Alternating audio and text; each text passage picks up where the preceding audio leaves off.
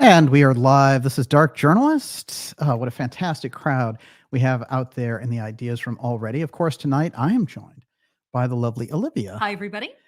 And Olivia, you know, it's interesting. I hear secrets that you keep when you're talking in your sleep. Mm-hmm.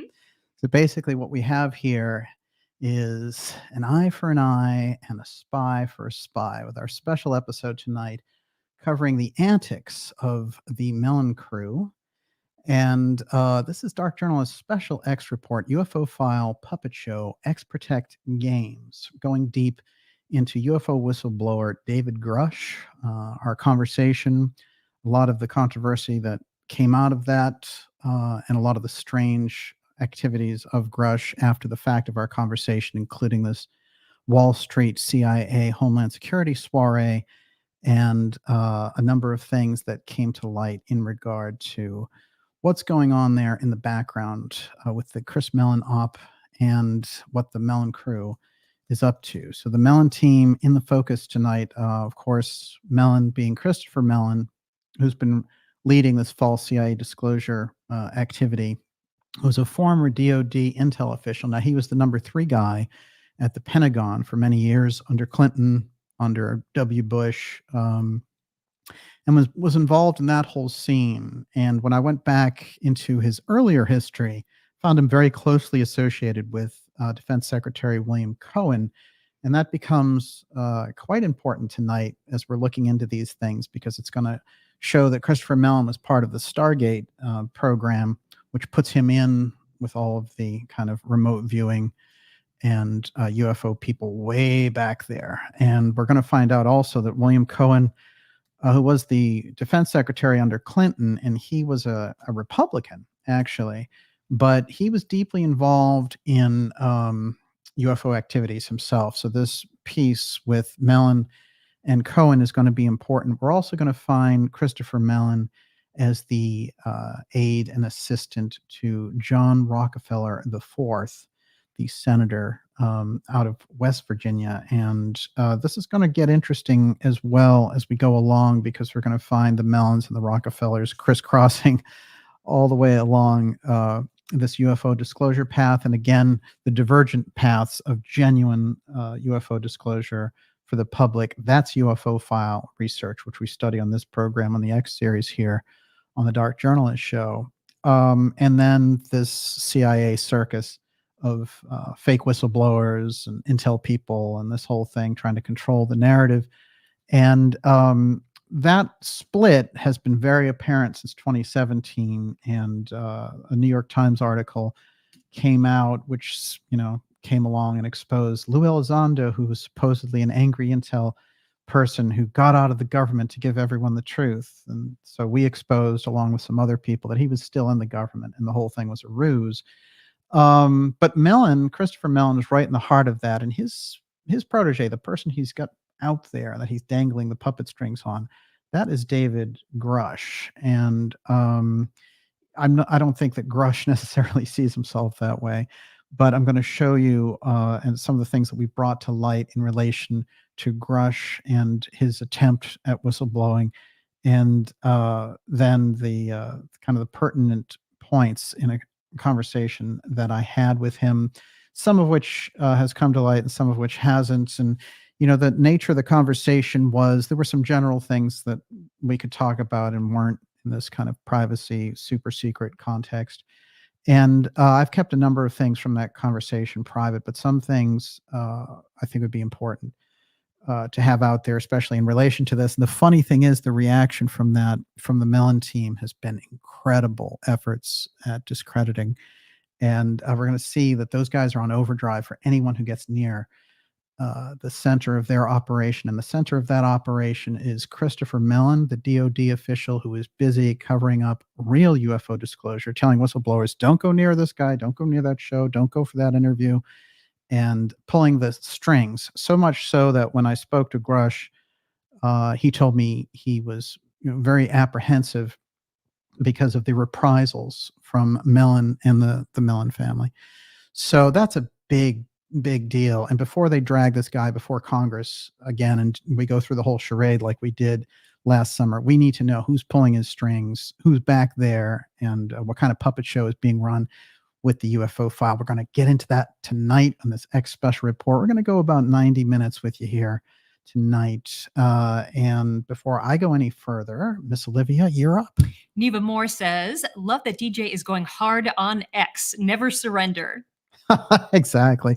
Well, it's very interesting because X steganography, which we've talked about for a number of years on this show, X Protect, the group that controls the UFO file, controls what can come out, phony disclosures. But if you get a hot disclosure, something important that they don't want out there, they'll do everything to discredit it. You see how this works. We run both sides of the table. That's very important. And X Protect is going to come into the lexicon a lot more. And we found that even in his email to me, Grusch had used it. And I do want to say right off the bat that there's no animosity towards Grusch or anything. It's just that there's a game that's being played by the Mellon team, and they've utilized Grusch. And so when Grusch and I crossed paths, he reached out to me basically to say, I want to share some details with you and talk about some things. And I've been a fan of the show. I've been in the ideas room. So Grusch was an ideas room guy, and he had been working in the government, and he said that he wasn't so interested in the UFO file until 2017. And this was interesting because it got contradicted later by his statement, which was revealed when he was talking to the Inspector General of the intelligence community. And there it said, he's been looking into UFOs for 15 years. So then he came out with a statement saying whoever took that down was wrong. So I find these inconsistencies interesting. And if anything, we can clear the record on a lot of these. I think will be important for him. So he should welcome this. Also, if there is this Cosa Nostra pressure being pressured on Grusch by Mellon, then we're really popping the pin on the whole thing tonight. And Mellon's not going to be able to do that as easily. It's already out there. So Grusch has much less to be apprehensive about, shall we say. I'm going to get into why this is important because we're talking about a very serious topic. And especially when they put it on the level where they develop these incredible defense offices like NRO, which are basically UFO defense offices. They are building an entire infrastructure. And that infrastructure is being built for large-scale defense dollars, along with all the missing trillions that we know about already at the Pentagon. This gives them the ultimate excuse. We've been tracking that internal battle on the UFO file. It goes all the way through the Space Force, of course, with President Trump. Again, this utilization by the executive branch, trying to take that power back under the umbrella of the executive branch.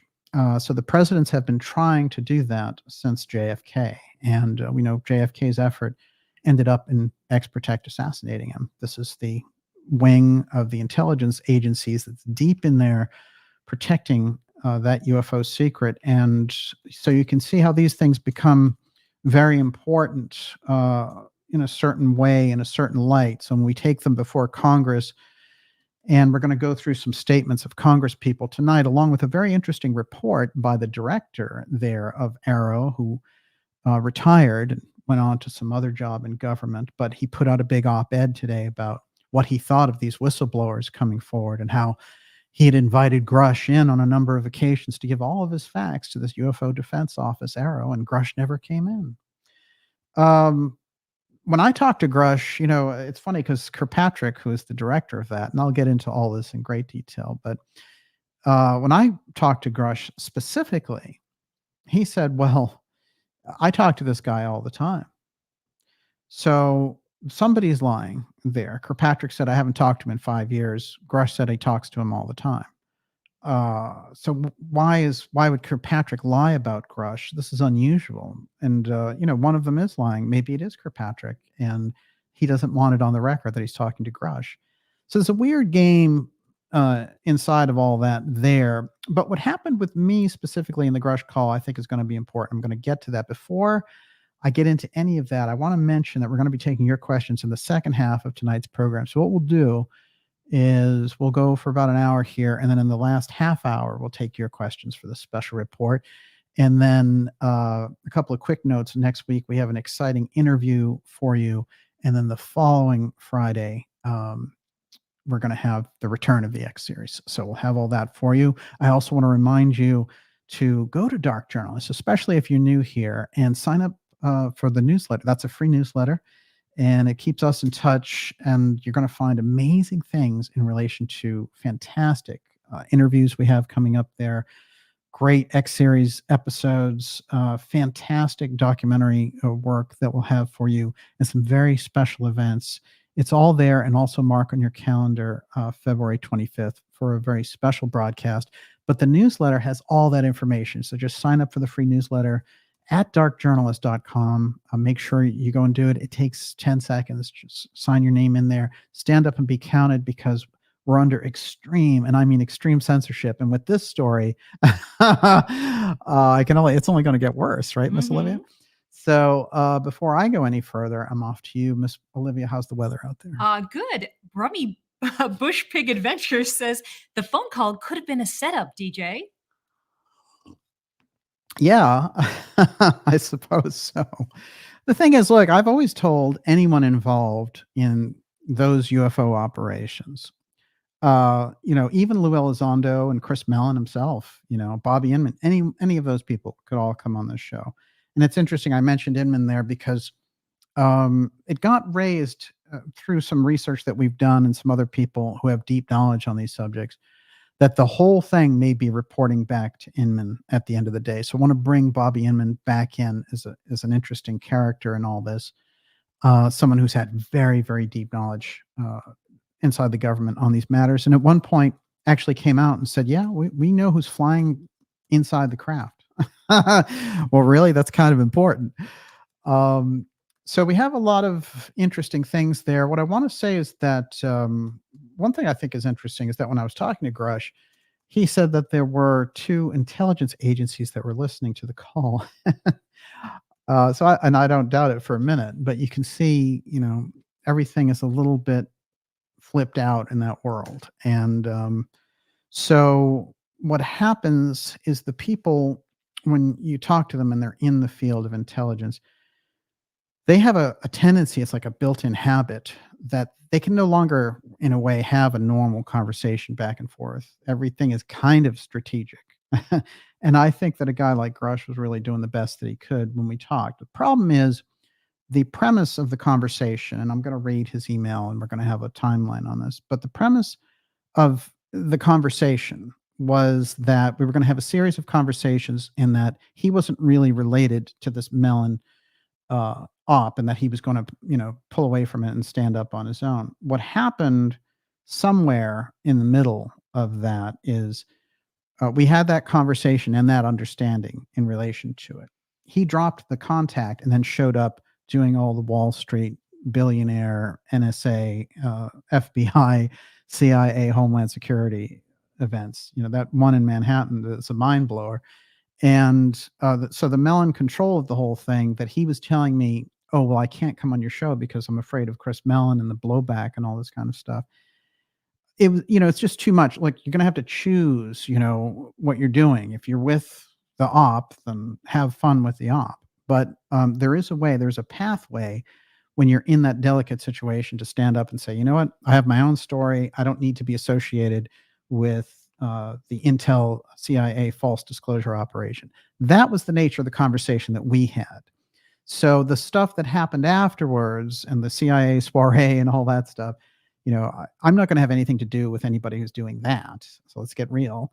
The whole point behind bringing forward X-Protect and the things that Grusch said he learned from this show is to get away from that and to expose the real thing.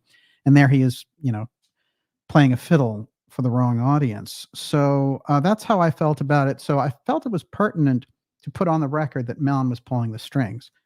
Like I said, I'll keep a number of things private from that conversation because, I respect the privacy of someone coming to me and trying to establish a communication like that. However, there were a number of points, like saying the call is being intercepted and that we're talking generally, so that it didn't fall into the category.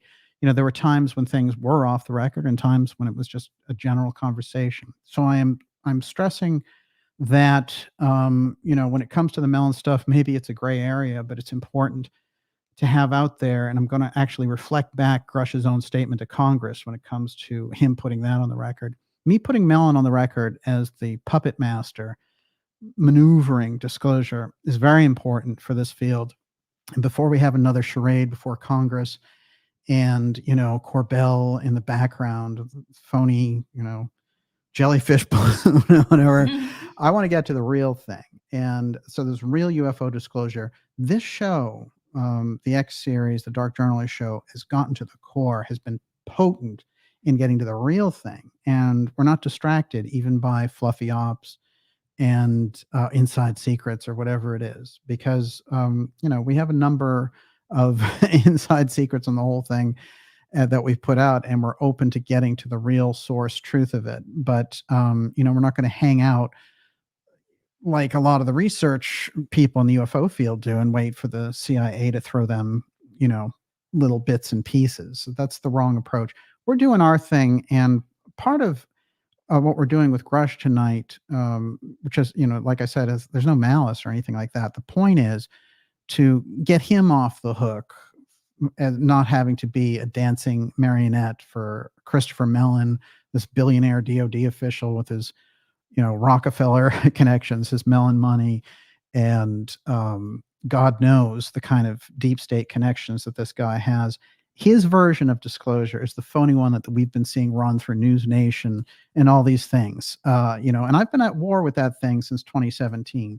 I've been exposing it, and I exposed TTSA, I exposed Lil Elizondo, and I did those things. As I said, investigative journalism is adversarial by nature. It's never personal. It can never be personal. But when you're going to get to the truth, if you're investigating, for example, a company that's dumping nuclear waste into a river, you're not going to play handball with the CEO. It's just not going to be that kind of relationship. So certainly for any of those people involved, it's nothing personal. But the deeper piece that we've been able to track is the intelligence manipulation of the subject for 80 years. That's long enough. And so when we look at the level at which it's at a kind of a fever pitch now, and they're trying to use through the Mellon op the figure of David Grusch. So we're going to kind of demolish that whole operation tonight so that people who are whistleblowers can stand up on their own 2 feet. And I'll put the facts out there and people can think what they want. They can make their own decisions on it. But, what we're looking for is the real deal in relation to the UFO file, the cover-up that has gone on, and the exotic technology that's been developed for decades and that we've put on the record here, really spotlighting the breakaways here, breaking back in. Everyone, you're watching the Dark Journalist Show. This is UFO File Puppet Show and X Protect Games X Series special. We're going to be taking your questions in the second part of the program. Miss Olivia, I'll throw it to you, and then I'll get into our opening salvo. Frankie Torres says, once a puppet, always a puppet. But can puppets free themselves? They can. All you have to do is come clean. And, it's interesting. In my conversation with Grusch, he has a great interest in the mystery schools and how they figure in all this. And, when you do intelligence work, like I said, you develop almost a second skin of how to maneuver things and gamemanship and all this kind of thing. It's totally understandable.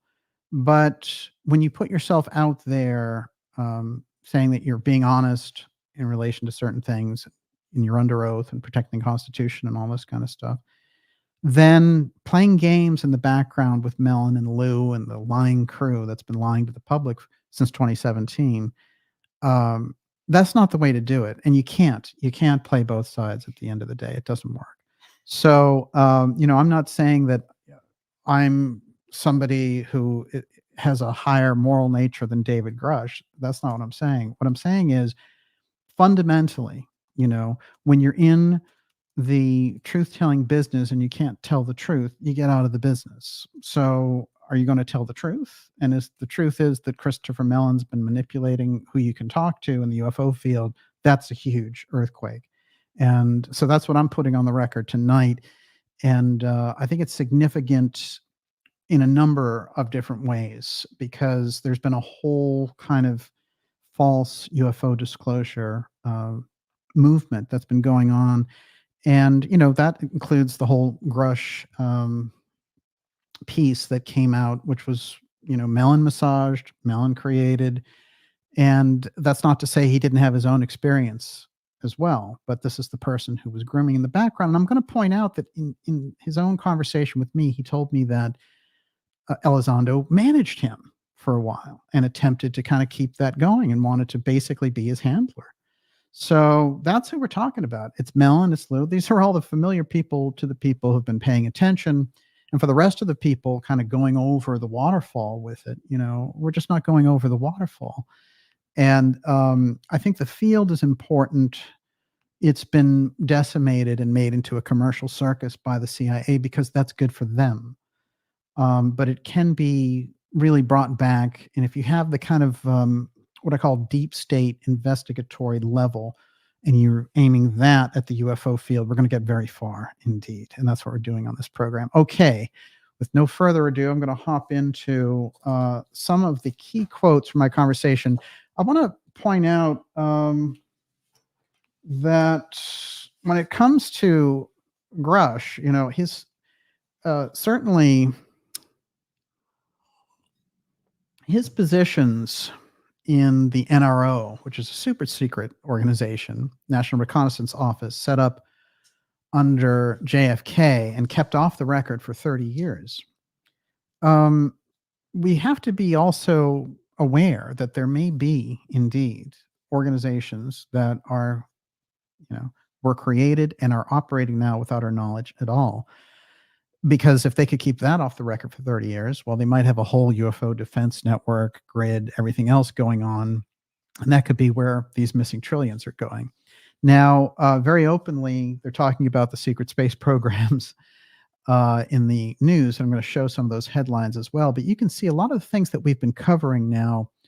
The cat is coming out of the bag, the 800-pound gorilla's out. And so it's more of a matter of how do we deal with it? And I think some of the creative solutions, that we've been able to offer on this program have given people a preview. So when this stuff showed up, they're a little more ready for, disease X and the X steganography therein, X, the everything app and all this stuff. So there becomes more, we become more on the same level with the people on that elite level that are manipulating things on the ground, and unfortunately to the detriment of their own population. So this becomes kind of a key factor in the middle of all this. So Grusch, I do want to say that when he first came out, there was a possibility there, a hope that this might be somebody who was on the inside and had seen some things. Now, when he came out, he actually said that he hadn't seen anything himself, and that he was getting all this from a kind of witness testimony when he was part of the UAP task force as the liaison for the NRO. And so he's had these different positions in government, and they would give him access to see certain things, but he didn't claim, at least in his initial testimony, that that was the case. He was saying certain people have told me certain things. But part of that, it started to come out, like crash saucers and biologics and all this kind of thing. So his testimony was different. And some of the people from the 2017 CIA op, like Leslie Kane and Elizondo, they started to move away from him a little bit because they didn't talk about that. So he did. So somebody in there was trying to work this into the conversation. But we have to remember a few things about Grusch. I'm going to use his own testimony to substantiate it. What he says is basically when he started doing the UAP task force, he started to hear these UFO conversations, and then at a certain point decided to become a whistleblower around it. But how he was groomed into that position and how people like Mellon and Elizondo were involved, and remember that the same people who came out and lied earlier and brought us TTSA and all that junk and, $50 million in debt and bad TV shows and all the rest of it. So, we have to be clear that his own timelines there are fuzzy, but I'm going to try to get to the bottom of it tonight. Okay, first up, his email. And part of the things the Mellon team tried to do was to discredit my phone call with Grusch. That was the first. It's impossible to do. Both sides will confirm it. There's tons of documentation that could prove that. But they tried to do that in social media. So I put out the email that he had sent me with redactions of any personal stuff. So that's the original email that Grusch sent. And I'm sure that Grusch, if it was point blank asked to him, wouldn't lie about it. He's not going to lie about his own email. But I'm going to read the email here. It just says, "Good morning, sir. I've been following your work for quite some time, and I'm aware of your recent discussions on your channel regarding myself. While I'm associated with certain individuals you have concerns about," Chris Mellon, Elizondo and company. That's me saying that. And he says, "and honestly, that's very warranted." Okay, so he's giving us the hint there immediately. I know that they're sketchy as all get out. "There is more than meets the eye. I'm very aware of how complex the UFO file issue is, and the X-Protect faction that goes back to the late 19th century. Now, that's straight out of the X series. And there he's kind of showing, yeah, I've been watching the X series for a long time, which in fact he has. He's a member of the Ideas Room. He may be in there right now. He says, based on my independent knowledge, he mentioned that, "I've associated myself with certain individuals to understand the concerns of other factions and to assess their objectives to get us to the true objective of transparency." And then I redacted a little thing that he said there about a politician. And then he said, "You have every right to be skeptical of me since I'm familiar. Since I'm a former intelligence officer, I do understand your initial misgivings. I can assure you I'm not part of a PSYOP, witting or unwitting." Well, if you were an unwitting member, you wouldn't know it anyway. "And I would like the opportunity to address your concerns. I want to understand your deeper scholarship on the matter. Regards, Dave Grusch." Okay, so that was the initial contact that we made. The thing is that, like I said, I'd had an open door policy with all of them. I said we could have a gentleman's debate anytime, talk behind the scenes, whatever it is. But, you're at a certain point, you're going to have to face tough questions. You might as well face it with me because I know the subject. And the thing is, the fact that all those people avoided the Dark Journalist show was very telling because they knew within a couple of minutes the whole thing would unravel. This is the nature of the problem. Because in the case of Elizondo or Mellon or anybody, Mellon lists himself in LinkedIn. This doesn't require a lot of research. In LinkedIn, Mellon lists himself as an investor. That's what he is. So if he's a private equity investor, the UFO file is pretty good right now. So you have to take these things in kind of more of a straight ahead fashion. These people are in it for different types of rewards. And I think the idealism is much more minimal. I don't see somebody like Mellon with a great quest to unveil for humanity UFOs. I think he thinks, I have all this Mellon banking money. How am I going to maneuver it so that in the 21st century, it's worth just as much as it was in the 20th century? And that's a pretty interesting point. Okay. So Grusch came out, you remember, and it was through News Nation, and he did these interviews. And with Russ Coulthart, who famously said, "I'm scared," when talking to Grusch. So there were some weird things in the beginning where it said, Coulthart said that Grusch's home has been broken into and that he's been targeted with surveillance and overall harassed. Coulthart says he has a pretty good idea, that is, Grusch has a good idea, of who is doing the harassing, quote, "and it's quite extraordinary." Additionally, the individuals harassing Grusch aren't linked to a government agency. It's probably a private contractor. So there's a lot of weird things there, and I talked with him about some of this, and I will go to some of those notes on that. But what I want to say is this. My suggestion was that somebody who was like an Elizondo could have been doing part of that as a way to make him think he was being harassed so that he would go and go before Congress and bolster the operation.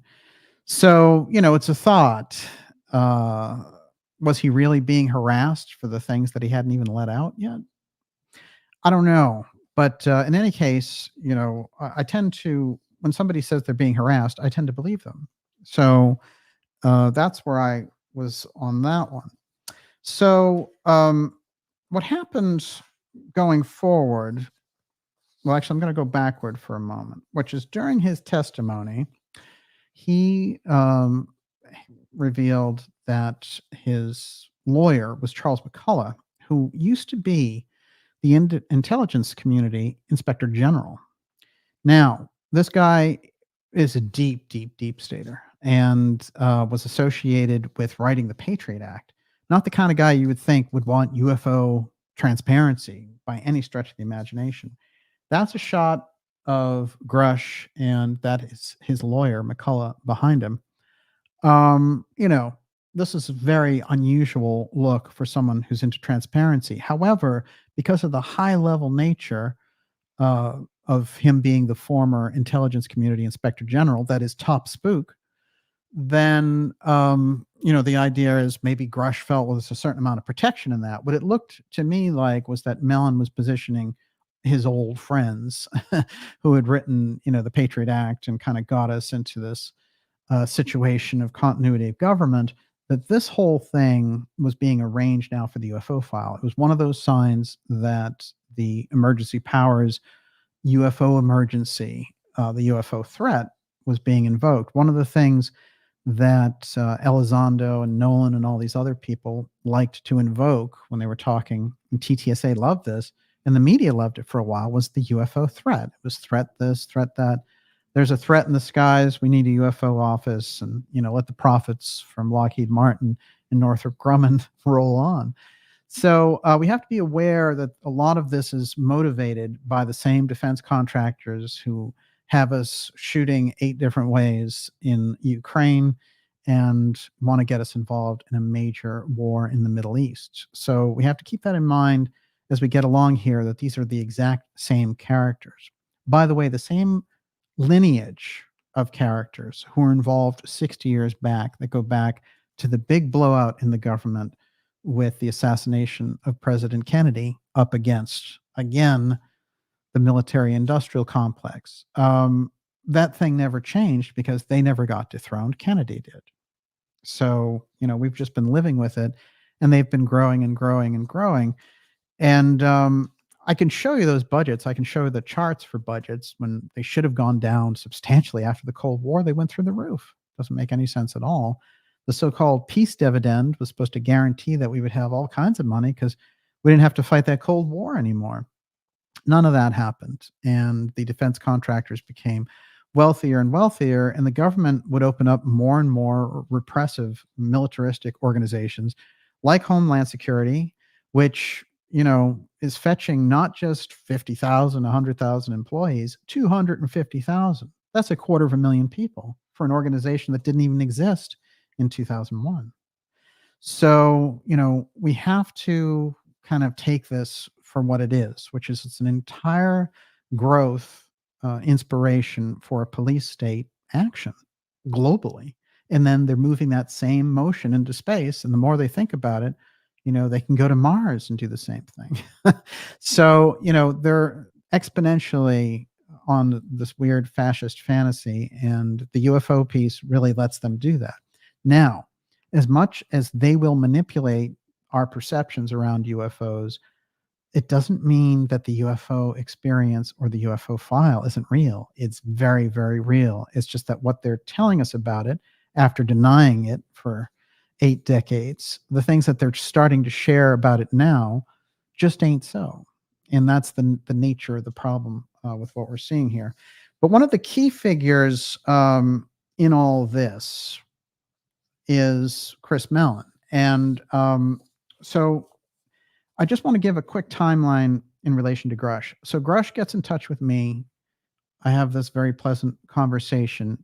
He reveals some things. The idea is we're going to have another conversation. There are a few weird things in that phone call and also a couple of things that don't add up. But nonetheless, I was open to this idea that we're going to do a string of phone calls, and he was going to follow up with me in about a week. He disappeared completely, and then he shows up on the radar as I covered last week. And this is a very interesting episode I want to mention to you because it has a lot of strange characters, including Anna Chapman, the Russian spy, in it. But a quick kind of do-over on all that is this headline. UFO whistleblower held secret talk with Wall Street bigwigs and CIA officials in Manhattan, where he claimed he was in possession of 40-foot TARDIS-like craft, where he claimed U.S. was in possession of 40-foot TARDIS-like craft that was supposed to be the size of a football field when you stepped in it. Former U.S. intelligence officer David Grusch held secret UFO presentation. He revealed new details about the UAP retrieval program. Now, when you move to this UAP thing, remember, it's a false marketing trick to say UAP, in fact. So UFO is the nature of the thing. So when you change the name, you can change the origin, you can change all kinds of things. You have the United States of America, you have the homeland. And the homeland is some weird terrorist-run thing with Northcom fighting terrorists. And it doesn't have anything to do with the Constitution or whatever. The United States, on the other hand, has a Constitution that protects your rights, your life, and your liberty and everything else. When they change names, watch them. But anyway, this is what happened immediately after our talk. It was like a couple of days later, literally, that he went off to this thing, and it was really peddling to these billionaires that were there. Now, one of the people that was there was the lawyer who was involved with Anna Chapman. She was his girlfriend, actually. And he was the one who sponsored this soiree. So the CIA Wall Street soiree that Grusch spoke at and gave these secrets out, he's like peddling UFO secrets to the wrong crowd. And so that's Anna Chapman, and it's her boyfriend who was in the center of the Anna Chapman scandal. That's a decade ago. But it's very strange bedfellows. Now, Terraverse Salon host UFO whistleblower Grusch. As part of the Terraverse Salon, John Altarelli, that's the lawyer, welcomed David Grusch, former U.S. intelligence official, revealing new details about UAP retrieval program. The attendees included high officials from FBI, CIA, Department of Homeland Security, tech entrepreneurs, and Wall Street bigwigs. Boy, the bigwig word is getting around. So we have the picture there. And one other thing I want to say is that Anna Chapman was best friends with this woman that Jeffrey Epstein, was blackmailing Bill Gates over him. So Bill Gates' alleged Russian lover reportedly linked to notorious Russian spy.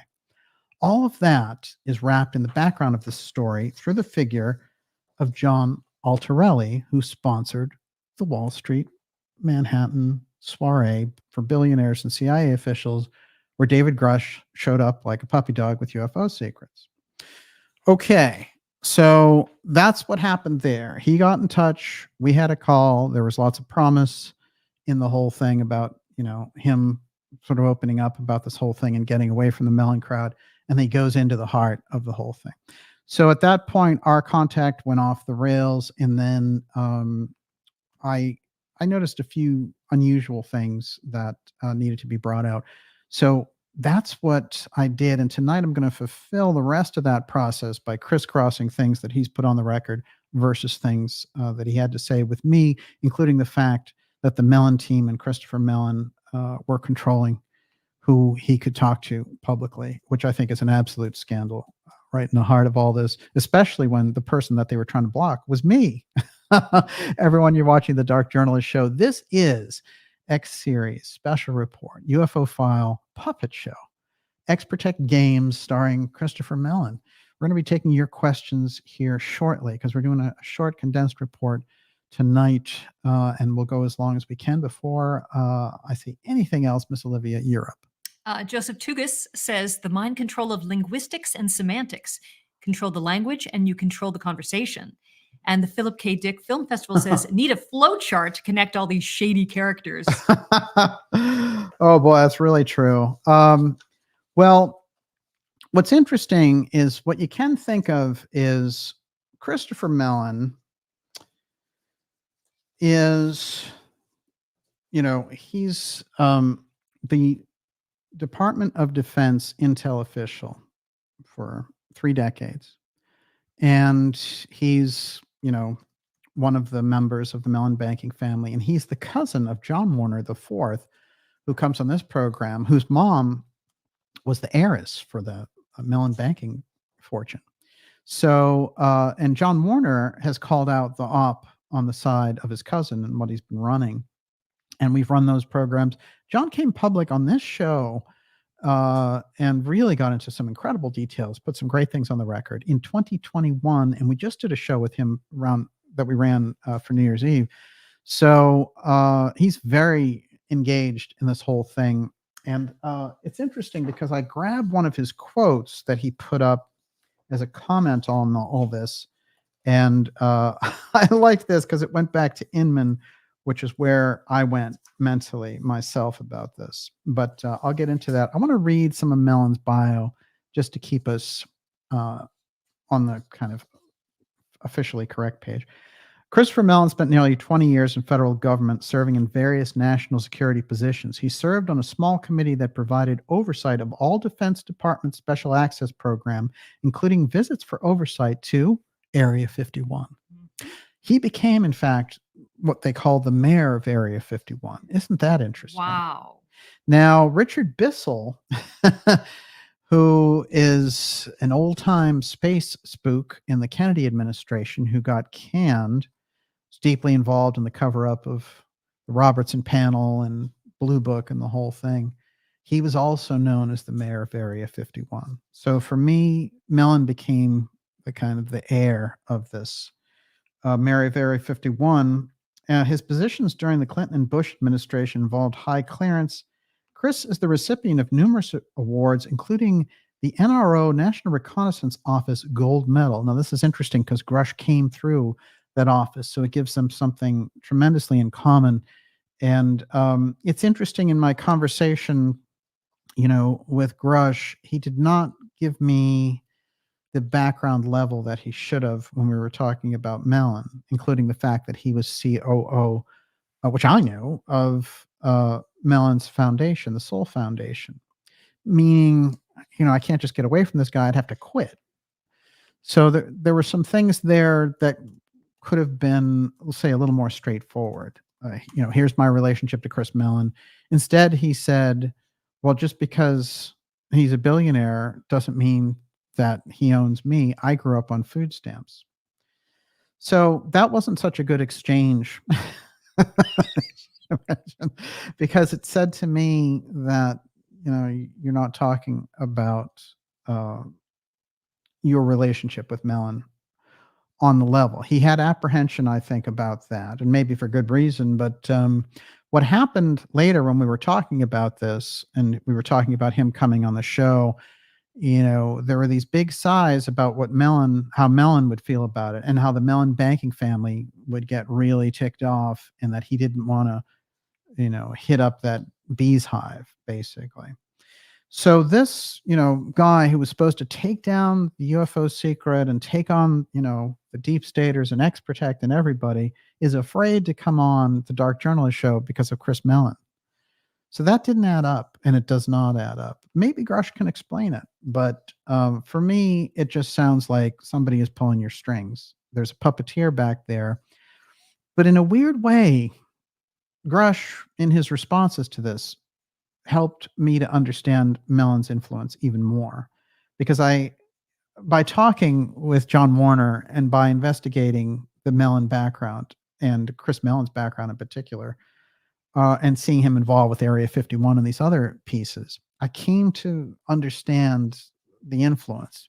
But there was still the idea that maybe Mellon was answering to somebody higher up the chain. But I think when Grusch got apprehensive talking about Chris Mellon, that opened things dramatically. And then finally, the whole, I can't do this because Chris Mellon will get upset.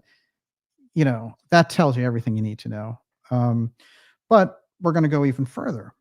At the Department of Defense, Chris's committee eliminated potential duplication in secret programs. He worked with NRO, CIA, and NSA. So ultra secret in all of those different functions. And getting the NRO medal means that's where he did the best job. And of course, they don't give you medals for Area 51, but they give you a wink and a nod, and you're onto something. Now, I want to tell everyone here that this guy who is the champion, and that government has to give us disclosure and all the rest. This Christopher Mellon of the Mellon banking family went on the record in 2016 and said it's all bunk. There are no UFOs. The government doesn't have UFOs. They don't know anything about it. What's wrong with you? That's what he said in 2016. In 2017, he joined TTSA as the big cheerleader for UFOs. The question is, what changed? That's what we're going to get into here. Everyone, you're watching the Dark Journalist Show deep tonight, if we can handle it. And we certainly can in the ideas room. This is Dark Journalist UFO File Puppet Show, X-Protect Games, Christopher Mellon, David Grusch, and the whistleblower soiree of the century. We're going to take your questions in the last half hour of the program tonight. I'm going to go on here for about another 20 minutes, and then we'll get to your questions. Before I go any further, Miss Olivia, you're up. So Michelle B says, Mellon is doing the bidding of whom? And David Donaway says, 2 Mellon family members were in the Pilgrim Society. So it seems they were deep in the Masonic Anglo-American establishment that wanted the British Empire to continue via America corporate cartel. Excellent point. Wow. I did some fantastic shows with John Warner on his family, the Mellon family. And, he has a fascinating background, but he went into some great detail about Andrew Mellon. And Andrew Mellon has a very interesting distinction. Not only was he U.S. Treasurer, and, he's very interesting because he's not only U.S. Treasurer, but he's the great-grandfather of Warner. And he's also the treasurer for the Cosmos Club, which I have summed up as a kind of UFO Bilderberg sitting there in D.C. And, it's been pointed out to me, well, maybe they were more influential in the periods I was looking at. But it seems to me that the Cosmos Club is a very big key when it comes to what's actually taking place there, because those people, just like Bilderberg, need a center location and a headquarters to get together and discuss these things. And it's fascinating. I did a number of episodes on the Cosmos Club. What I found out was that the people who were there in the heart of it were the same people in the heart of the UFO file, including J. Allen Hynek, Edward Condon of the Condon Committee. All the people in history associated with this were sitting right there as members of the Cosmos Club. So that is indeed very telling. In terms of Christopher Mellon, and this is one of the memes we circulated about this, and this is, basically boiling down the conversation. Grusch, I'm worried that if I appear with you on your show, it will anger Chris Mellon and I'll get nasty signals. All right, this is what he was saying. So why is it that Chris Mellon is giving Grusch nasty signals for appearing on this show? Especially when Grusch, obviously by reaching out, wanted to come and talk, unless you think, that wasn't the case. It seemed pretty obvious to me that he wanted to, and that the thing that was holding him up, that he was afraid of, was Chris Mellon. And also, does it bother anyone in that UFO circus, movement, that Christopher Mellon can determine where the whistleblowers go and who they talk to? That's the ultimate, how much of are you doing this? Are you in shackles? Are you doing this to be someone? Have they handcuffed your manhood? Exactly. Come on. So that's not a very dignified role. And I don't think anyone in their money or their influence should have that ability or power. Okay, now this is very interesting. Early on, 2003, this article. Listen closely. Senator Jay Rockefeller, Democrat of West Virginia, is the Senate Select Intelligence Committee new vice chairman. He's hired Christopher Mellon, yes, of the Mellon family, as minority staff director. They worked together in the Trilateral Commission for years, joked one committee staffer, so it seemed like a natural fit. The 45-year-old staffer, whose great-grandfather started Gulf Oil Company, is a descendant of Judge Thomas Mellon. The senator, of course, is John Davison Rockefeller IV, great-grandson of the man who founded Standard Oil. So there's a huge crisscross there in his background. This is funny. It's in the article. The Illuminati banking leaders, such as the Rothschilds, the Vanderbilts, the Rockefellers, and the Carnegies, and the Mellons, as examples, will reveal themselves and offer to save the foundering economy, says one website. Both families are great fodder for people who run websites devoted to the following of the Illuminati, a secret society of rich people who are allegedly plotting to take over the world. Next thing you'll know, they'll be talking about running a virus and locking people down. Oh, unfortunately, it all came true. A new system of monetary exchange based on international monetary system based between Cairo and Brussels and Belgium will be set up. A one world economy with a one world currency, creating the longed for one world order, will become reality. Now, they're quoting and making fun of this article. It's talking about the Illuminati and the Mellons and the Rothschilds and so forth. A committee aide joked, "I hate it when they found out about us. It's very disconcerting." In all seriousness, though, Mellon brings distinguished credentials to the committee post, having spent a decade working on intelligence issues for Senator William Cohen, Republican of Maine, Defense Secretary under Clinton. A little background on Mellon and Cohen. There they are together, and they had formed a very close bond. It's interesting, when Mellon worked for him, one of the little notations in here, it says, "To Chris Mellon, the other one who kept all the secrets," in quotes. "With best wishes, Bill." That is Bill Cohen. Bill Cohen went before the Senate Intelligence Committee and blabbed out of turn that there were weather modification weapons that could cause hurricanes, tornadoes, and all this other stuff. And wouldn't it be bad if terrorists got their hands on that? In the process, he kind of got us up to date with the fact that those weapons existed. They were long rumored, but that was around 2000. And that's kind of what he's known for.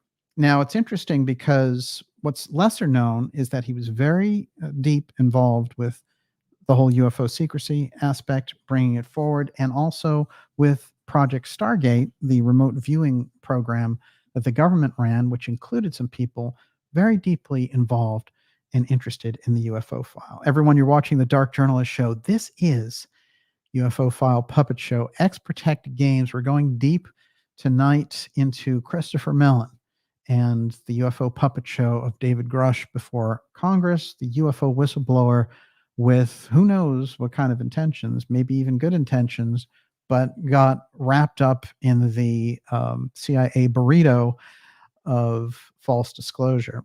Now, we're going to be taking your questions here fairly shortly. I'm going to try to run through the rest of this, but before I go any further, I want to remind you to go to darkjournalist.com and sign up for our newsletter. That's a free newsletter. It keeps us in touch and gets us around this incredible, and I do mean incredible, censorship that we've been dealing with. And I get kind of amazing versions of it every day. Someone sent me a snapshot of search results that they got for Dark Journalist when they typed it into Google. And it was like one Dark Journalist thing and then all this other weird stuff, like CNN reports. And so that's the way that they handle our show when it comes to website rankings and things. But we have that direct pipeline of the newsletter, and the newsletter lets you know about exciting, and I mean very exciting, interviews that we have coming up for you. Dr. Joseph Farrell, Gigi Young, surprise guests, X-series episodes that will blow your mind, fascinating reports and documentaries and special events that you're going to want to stand up and be counted for. It's all there in the newsletter, so make sure you're signed up for it. And before I go any further, Miss Olivia, you're up. Doyle Wayne wants to know, are the Mellon family, are they part of the Federal Reserve bankers? Oh, well, they're deep in that system. Yeah. I mean, they the Mellon banking piece is comes out of Pittsburgh. That's their stronghold. And they basically kind of are known to run the entire East Coast operation before everything went international. So they're what's interesting is if you go into John Warner's grandfather, Paul Mellon, there's a lot of interesting stories that he told me about him. But he is listed in 1958 as one of the 7 richest men in the world. But what's interesting is 3 of the others are also Mellons. So you got 4 out of the 7 are Wow. Mellons. Isn't that amazing? Mhm. So, yeah, they've been at that very high level. And it's interesting because, you see some other ones that are involved and getting deeply involved in the political scene as well. One of the interesting things that came out in the program UFO Bloodlines that we did is that, John Warner was going back through the things that Paul Mellon had told him. And one of the very interesting things he told him was that, when they were there and they were kind of dissembling the Nazi stuff after the war, that he went into one of these underground bunkers and he was standing on something that was as big as a football field and a half, that was saucer shaped, and it was, over 100 meters in diameter. So that craft is something the Nazis developed. We never heard anything about it. And Paul Mellon related it directly to John Warner. And it was very interesting to me also because that story in particular about the very large scale saucer tells us that the Nazis certainly had their own development program, but did they have a redevelopment program? That is, were they ahead of the curve on the whole UFO redevelopment program that got brought into our government under the UFO file auspices? So then you start to think about how far back that goes. We've put it on the record in this program, the programs that go back to the 19th century. And if you, of course, go deeper, you're going to find the whole Atlantean track through Rudolf Steiner and Edgar Cayce talking about an ancient technology very much resembling the kind of flight characteristics of the UFO. So those things are there, and we have a great understanding of them. We've covered them on this program, and it opens up a much bigger vista of what our history is all about. But certainly, this disclosure by Paul Mellon to his grandson, which took place in the 1980s, about Nazis having a craft that big, and you and I have never heard anything about it. How many other things are just hanging out there? And I think that this raises a very big question, and why you see little sideshow distractions like Corbell and jellyfish and all this nonsense is because the real thing is kept in the deep, deep X-Protect circle of protecting the UFO file. I wanted to put this on the record, and I've mentioned it before, but when you get to X technology doesn't necessarily mean extraterrestrial. And you have to keep that in mind, that what resides in the UFO file is X technology. But remember, the Tesla stuff was also X technology. And as far as we know, he wasn't an alien. Now, what's interesting is that development of the Tesla line, and by the way, the Trump-Tesla connection comes up tonight because John Trump got brought up by President Trump in New Hampshire here a couple of days ago. Very, very unusually, but it's on the table there for the 2024 election. But when you really think about this, that technology that he developed had some of the same characteristics, this kind of uncontrollable piece that they referred to loosely as the death ray in the 1930s.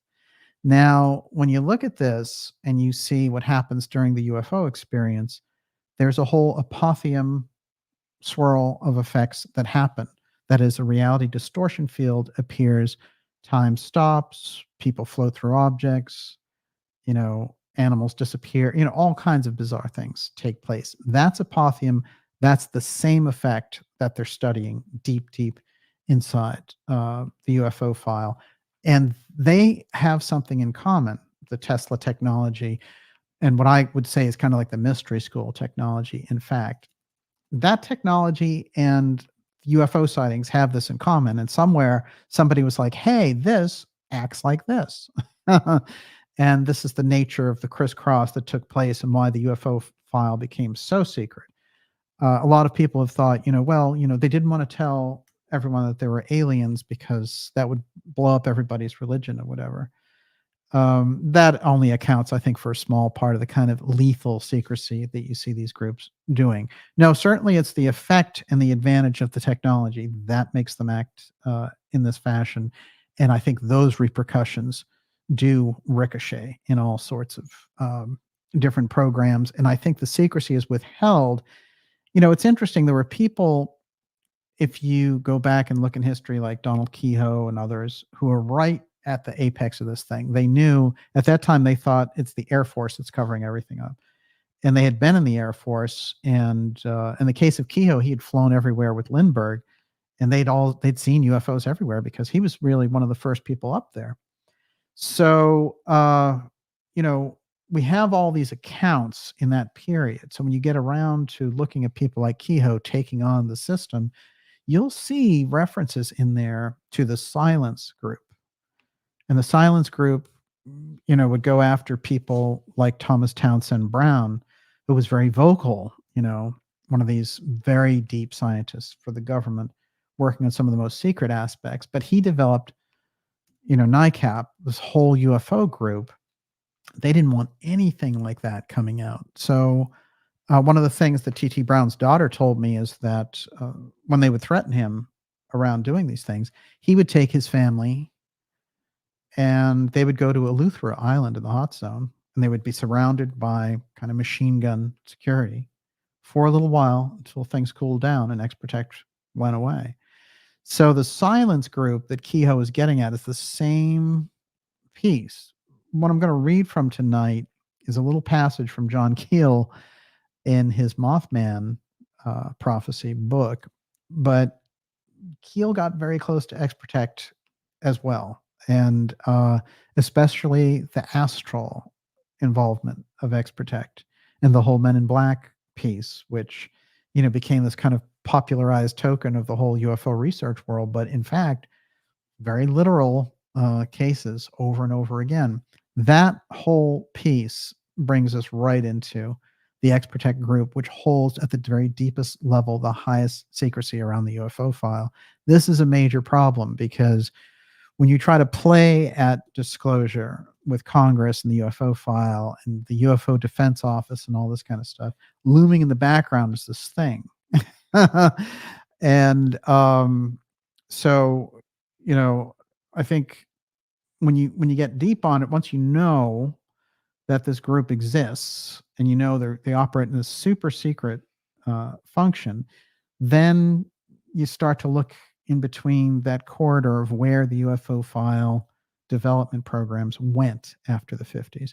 And it's funny because it's one of the things that got brought up in Sean Kirkpatrick's op-ed, which I will get to read some of tonight, because he was the head guy at ARROW, right? The Advanced Anomalous Research Office. That whole thing, and that was brought out by Senator Rubio, Senator Gillibrand, it gives us a fundamental structure for UFO Defense Office. Last year, with the Chinese balloon and the Canadian UFO shootdowns and all that nonsense, that gave us the premise of a UFO threat, and it gave us the premise of the COG commander taking over and shooting down, protecting America from those UFOs. And when they asked him point blank, that is General Van Herk, who's the leader of Northcom, who's head up COG, the Continuity of Government Program, which may make a starring appearance in the 2024 election, by the way. He said it could be extraterrestrial. Just imagine that under any other circumstances. That is the era that we're in. So it's kind of a signal, really, of where everything is at. And 2024 is bound to be packed with exactly that. Before I go any further, Miss Olivia, you're up. Ouch says, I think DJ needs to clarify what the UFO file really means to the audience. It's not aliens. And Caritas Tarot says, please define for us exactly what is meant by the term UFO file, especially what file means. Yeah, well, I just did because everything that they put in there is, the Tesla technology could be a shorthand for that X-Tech. So that's in the UFO file, but also the extraterrestrial aspect, because they both are so similar. So, take very little examples. A lot of people scream, it's good when we get scientists and physicists involved to study the stuff, but the UFO phenomena is understandable on a very basic, straight ahead level. We can understand it, or else it's not useful to anybody. When a craft comes down and lands in an area, like a farmer's field, and then that craft leaves, nothing ever grows there ever again, ever. It's not like it comes back at some point, it's gone. Something about the appearance of that craft has destroyed the ability for, plant matter to grow. Also, animals tend to avoid it. So organic life on Earth somehow, when you're dealing with apotheum effects from these things, doesn't jibe, whatever it is. And, when we go back and we look at things, we could say, well, radiation might cause this, for example. And so when I use the term UFO file, I brought that out as a way to present this as separate from the kind of UFO circus CIA thing, because the UFO file is not so much something that you pick up and it lets you know what's there. The UFO file encompasses the entire arena of what they've collected. It's every detail. And so the UFO file does not necessarily mean extraterrestrial, but it doesn't exclude extraterrestrial, because if it were coming here from an extraterrestrial place and they had it, that's where it would be in the UFO file. But certainly there are more explanations than just extraterrestrial ones. Interestingly enough, one of those explanations, which these people love and they harp on all the time to a very disturbing degree, is interdimensional. Now, in Congress, you have people talking about this, and I've got a headline here. This is from Breaking Defense, which is about as mainstream a military publication as you can get, okay? And, that's the secret space one, actually. This one is from Fox. Close Encounters of Congressional Kind. Lawmakers struggle to grasp alleged interdimensional nature of UFOs. What? Why are you even talking about interdimensional nature? Well, it's interesting. Something about their original program. They were going to say the threat's coming from above. But I think that it got other countries studying space closer when this information was coming out. And as a result of that, I think they decided to say, oh, whoa. They can actually see our secret space programs. That ain't a good idea. They think they're defending themselves, and we've given them the UFO threat. Now, the thing I mentioned about Breaking Defense, very mainstream in Pentagon reporting. DoD completely rewrites classification policy for secret space programs. I kid you not. I mean, it's funny because this all comes around, if you think about it, because when I did the secret space program conferences and helped set up that whole thing, Bobby Inman came to one of them. And Bobby Inman, who a number of people would ascribe as the person on a higher level than Mellon, and maybe somebody who Mellon would report to, absolutely deep engagement on the UFO file. Former NSA director, former deputy CIA director, Admiral Inman, deep in that secrecy program.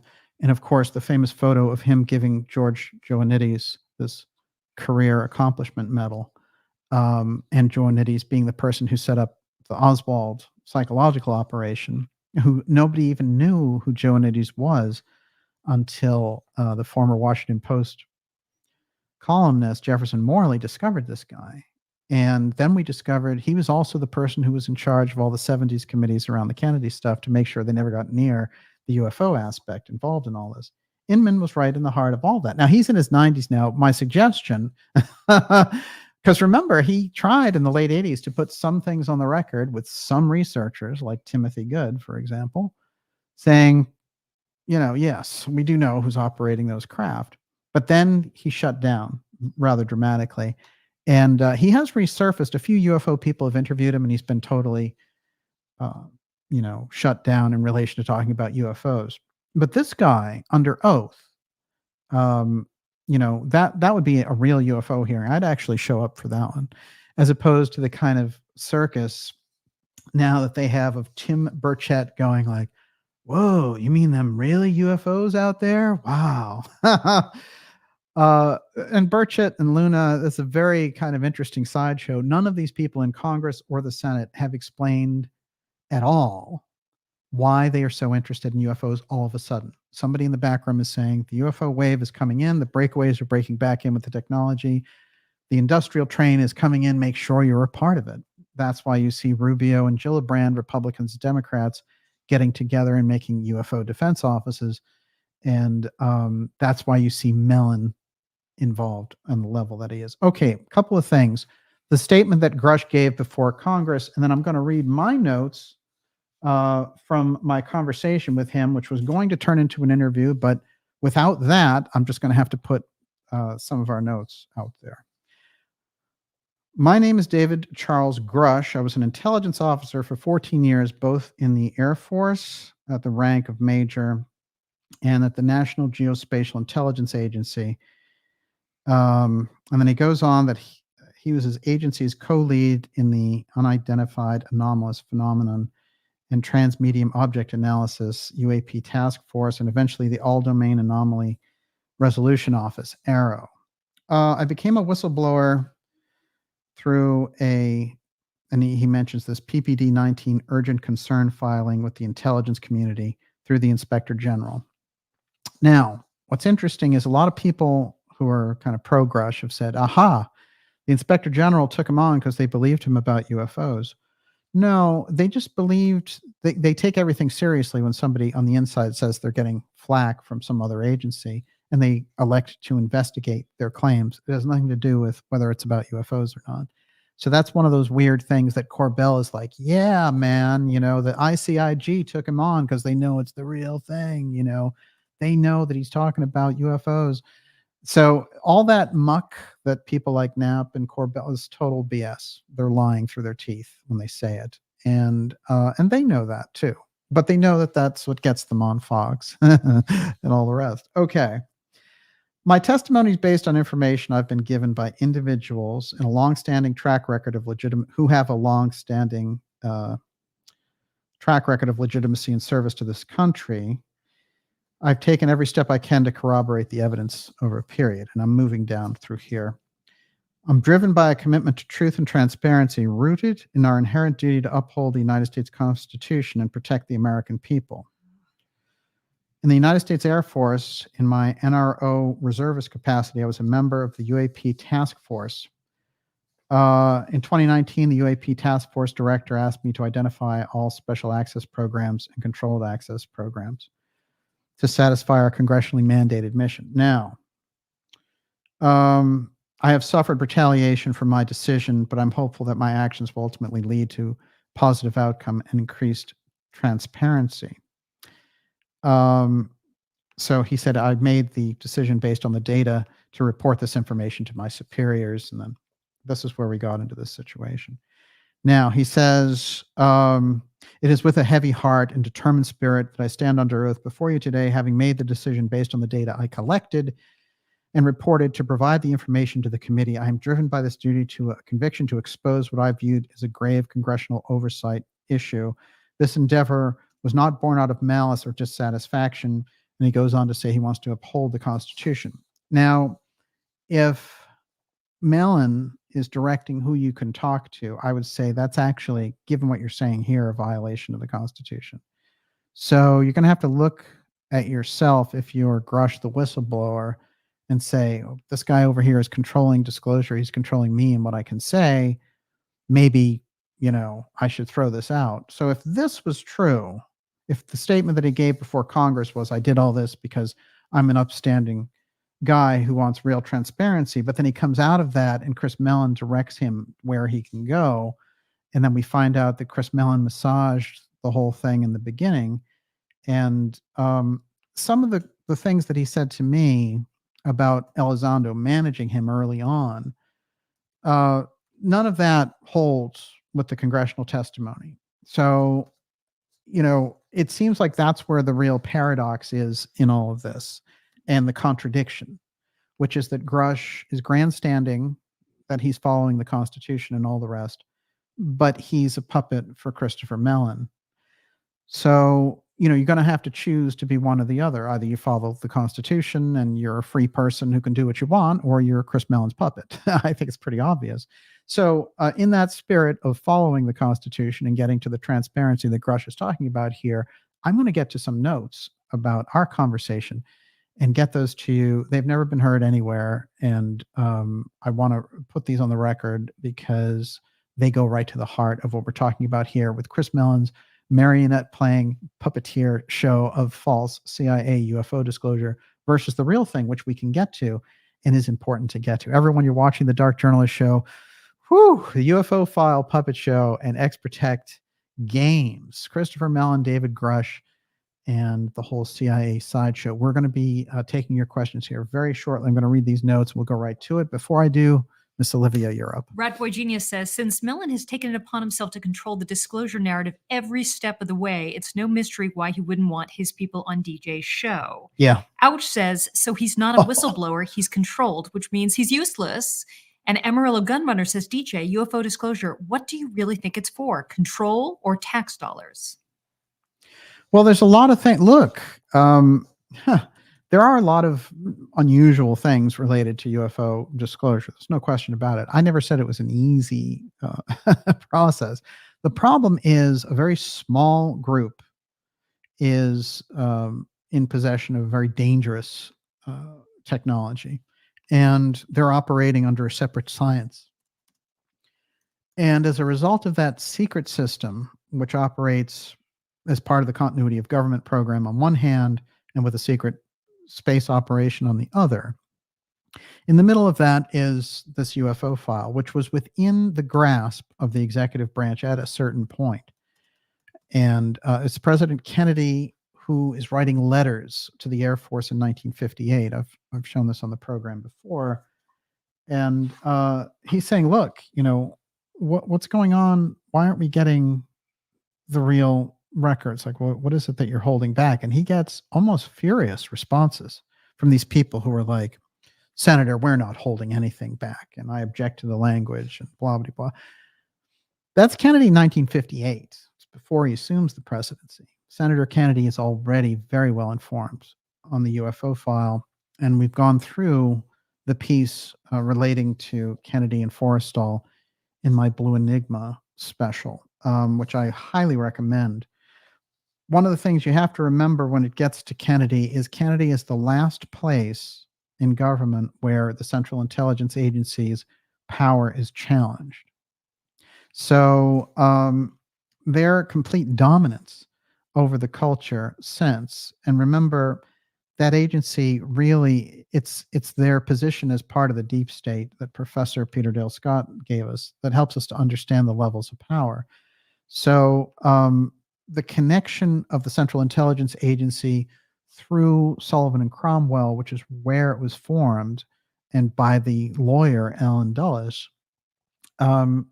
that's the connection to international finance. And so it put all of American resources and military might and intelligence power at the behest of this international finance system. That's why we find ourselves in this bind when it comes to secrecy, transparency, and all the rest, because when you get to 1947, you're at a real heavy pivot point. Certainly there are earlier encounters with the UFO file, no question, but it became a fully developed, realized program during that era. And it is that era where the CIA, through the National Security Act, gets created. So when you put those facts together, what you realize is since 60 years ago and the assassination of President Kennedy, we have not had a very even split between the covert hidden government and the public overt ruling government. So the covert government came in and took over the public government and then receded back, and things acted the same on the surface, but something very strange had taken place. That's also being held back inside the government, and we've explored it on this show, including the fact that everyone knows that those records are going to show that the CIA is involved. But there are other things in there, and some of those other things, I think, create a very, very hot situation, hot under the collar situation for anyone involved in the intelligence game. because it's going to show that the people involved at that point with the X-Protect group assassinated their own president to keep their secrecy around the exotic UFO technology. That's a big one. You try explaining that. That's not like, we made a deal with the mafia and, they got away with it. That is, we utilized all these things and covered up autopsies and, instructed the media to go to sleep. And, there are witness assassinations. That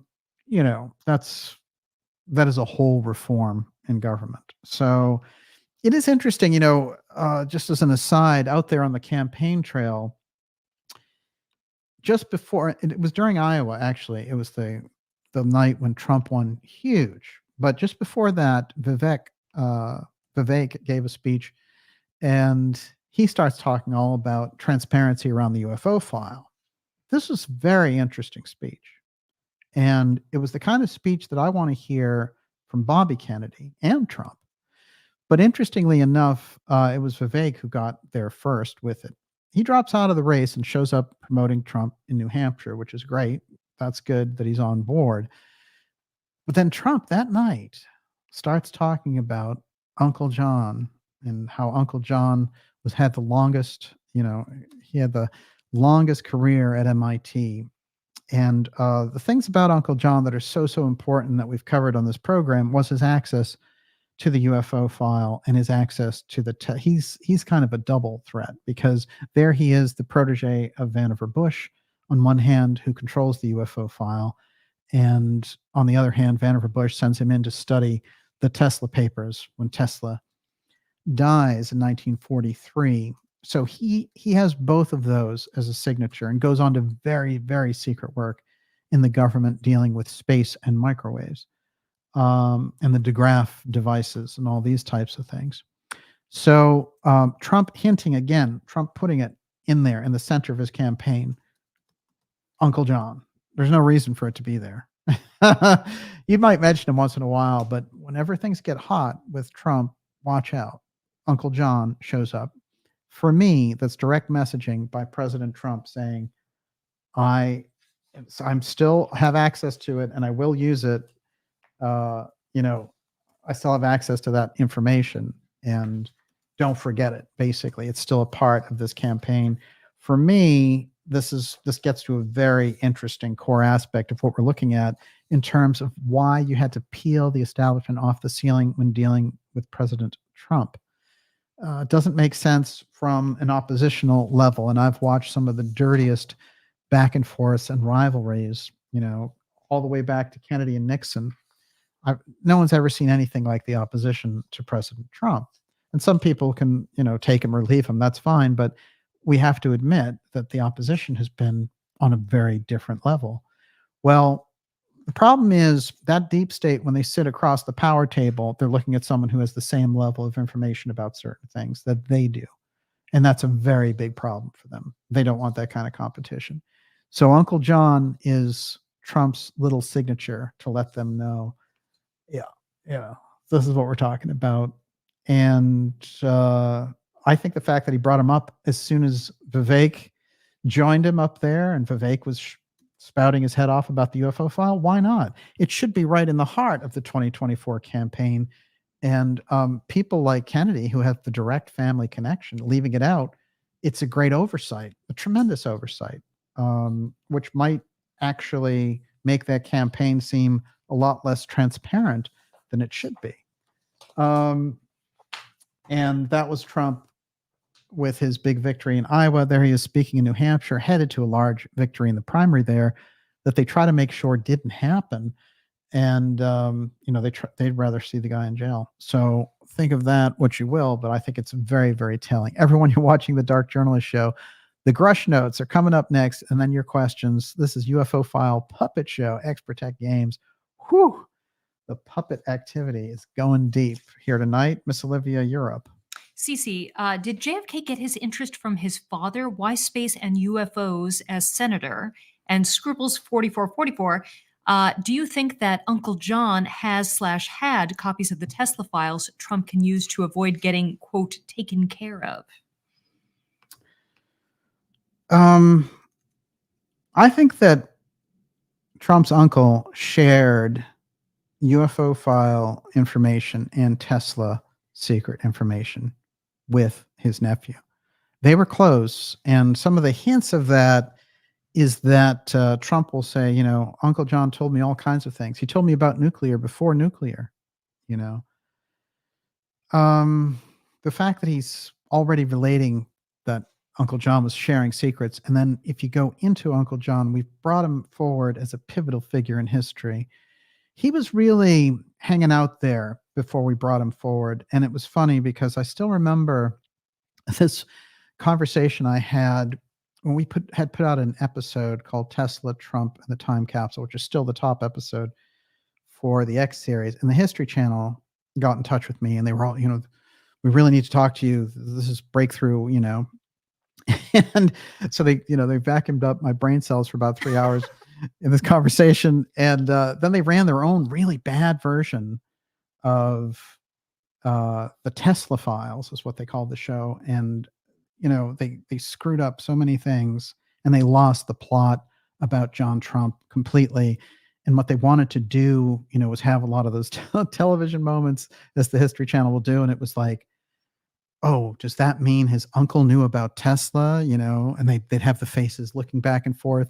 It's like, yeah, you didn't need to, you know, they showed the guy going into this library and finding the details. It's like, no, they just called me up on the phone and got that because I just did a 4-hour episode about it. And I see that kind of ripoff all the time. I see it of Gigi Young's material. I see it of Farrell's stuff. This show, forget it. Those people are, you know, reaping the intellectual whirlwind of the information that we put out there. Make no mistake about it. But yeah, I thought that was funny. I'll never forget that call. And I've had a few experiences with TV like that. And to be honest with you, you know, we reach hundreds of thousands of people with this show. And very often, I think, you know, we're already on that cutting edge in terms of reaching people that we want to. And the TV thing, unless it's done really, really well, then it's not even worth being a part of, you know. And certainly not the TMZ special with the jellyfish, which I said should have been called Corbell yelling in his shorts at an iMac, you know, because that's what 3/4 of it was. And it's weird too, because you know, TMZ, I mean, who's gonna, should we take them seriously on the UFO file? They're like the Kardashian station, right? Get real. All right, from Kardashian to UFO whistleblower. So remember, who we're talking about here is our friend Christopher Mellon. And Mellon, of course, gave us the first false UFO blast from 2017. And that's Jim Semivan, top directorate in the CIA, and Elizondo with him. They're getting together to do that op, and they did it. They did it. But there were a couple of sloppy things done in there that kind of ruined what the effect was to be, as it turns out. So the next wave of all this was our friend Grusch. And, you know, I think the control over Grusch and the nature of that relationship is going to give us a lot of information. But remember the history that we gave you of Mellon tonight, back there with William Cohen and the Stargate projects, the mayor of Area 51, all that stuff. This guy has been deep in it. And, you know, he's looking to put forward the intel version of the UFO file disclosure. That's the problem. It's not a real version. This is the nature of the problem. Okay, are you ready, Miss Olivia, for quotes or for the story of, and my notes rather, of my conversation with Grusch? I'm so ready. It's kind of like my dinner with Andre, but it's my phone call with Grusch. And like I said, I don't dislike Grusch or anything like that. I just think he's caught up in a maelstrom of intelligence activity. All right, this is interesting. I mentioned this earlier. John Warner made a comment on our last video, and we're in touch a lot. He's going to be coming back on the program shortly, but he says Jim Semivan might be above Mellon in the pecking order. The question is, who gives Jim his marching orders? Admiral Inman? Question mark. who we pointed out earlier. That is John Warner asking the questions that need to be asked. That's the kind of potent piece around the UFO file I'm talking about. And also the fact that Mellon got the NRO gold medal and Grusch comes out of the thing might suggest that whole thing was happening very early on. And the only other piece that I want to mention here is that Anna Paluna Luna, who is the congressional rep from Florida, has been deep all over this, let's get Grusch before Congress thing, and they have new hearings coming up. She says, Anna Paluna Luna wants to find out what the U.S. government knows about interdimensional UFOs. Here's the interdimensional piece again. And she says there's a movement to prevent us from finding out more information on this. And she went on to say, Grusch never said extraterrestrial. He said interdimensional. Okay, so they're all basing this off of Grusch. There's Luna giving her 2 cents on it. Now, interestingly enough, Grusch did, in fact, say extraterrestrial. So they have a problem there, again, with how this thing is being rolled out. So, this is the kind of 2-step that I see very often involved around the UFO piece when it comes to Grusch, which is, is it 2017 in the New York Times article where you discovered an interest in UFOs, like you told me? Or was it 15 years before 2021, like you told the DOD IG, which would make it 2006? Was it extraterrestrial stuff? Was it interdimensional stuff? Why are all these things changing? That doesn't, you're an intelligence officer if you're Grusch. You're not going to mess with those facts. You're going to know them. They're going to be locked in. You're like a mathematician. You're not going to make those kinds of mistakes because when you're in intel, those are life or death type facts. So something is a little bit amiss with what Grusch has been putting out there. And I think people have found those inconsistencies. What they mean is another story. And it seems to me that somebody somewhere is trying to craft what he's saying into something else so that if there were early versions of it, they want to erase those and get onto this other thing. But let's get into kind of a few things here in relation to Grusch. First of all, a government UFO whistleblower claims he gave secret presentation to CIA, FBI officials. UFO whistleblower, former intelligence officer David Grusch, claims he had secret talks with Wall Street bigwigs and the CIA in Manhattan. Grusch has been the center of attention around UFOs and all the rest of it. This is what happened, as I mentioned, after our conversation. He went and did this, which was very contrary to what he was telling me that he was up to with his activities. So I'm going to read some of my notes from the conversation. I've never put these out yet, so this should be, kind of your David Grusch scoop if you're following the story. And then we'll get to your questions in the second half of the program. You're watching the Dark Journalist UFO File, UFO Puppetshow, and X-Protect Games. Here we go. David Grusch notes. Okay. Thoughts on Mellon and Lou. They're riding my coattails. That's what he thinks of these guys. My question was, can you separate yourself from the Mellon-Lou op? And the answer was, there's second and third order effects to coming on your show. I admire your work, but it may have some other implications in the long term if I come on your show. Then this. Jake Sullivan, who's a national security advisor for Biden, will be like, he's defecting to a team we absolutely cannot have anything to do with. I try to think extremely strategically. This is Grusch.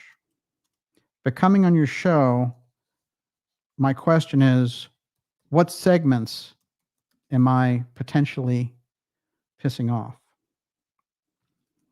I'd like to have more conversations on these subjects.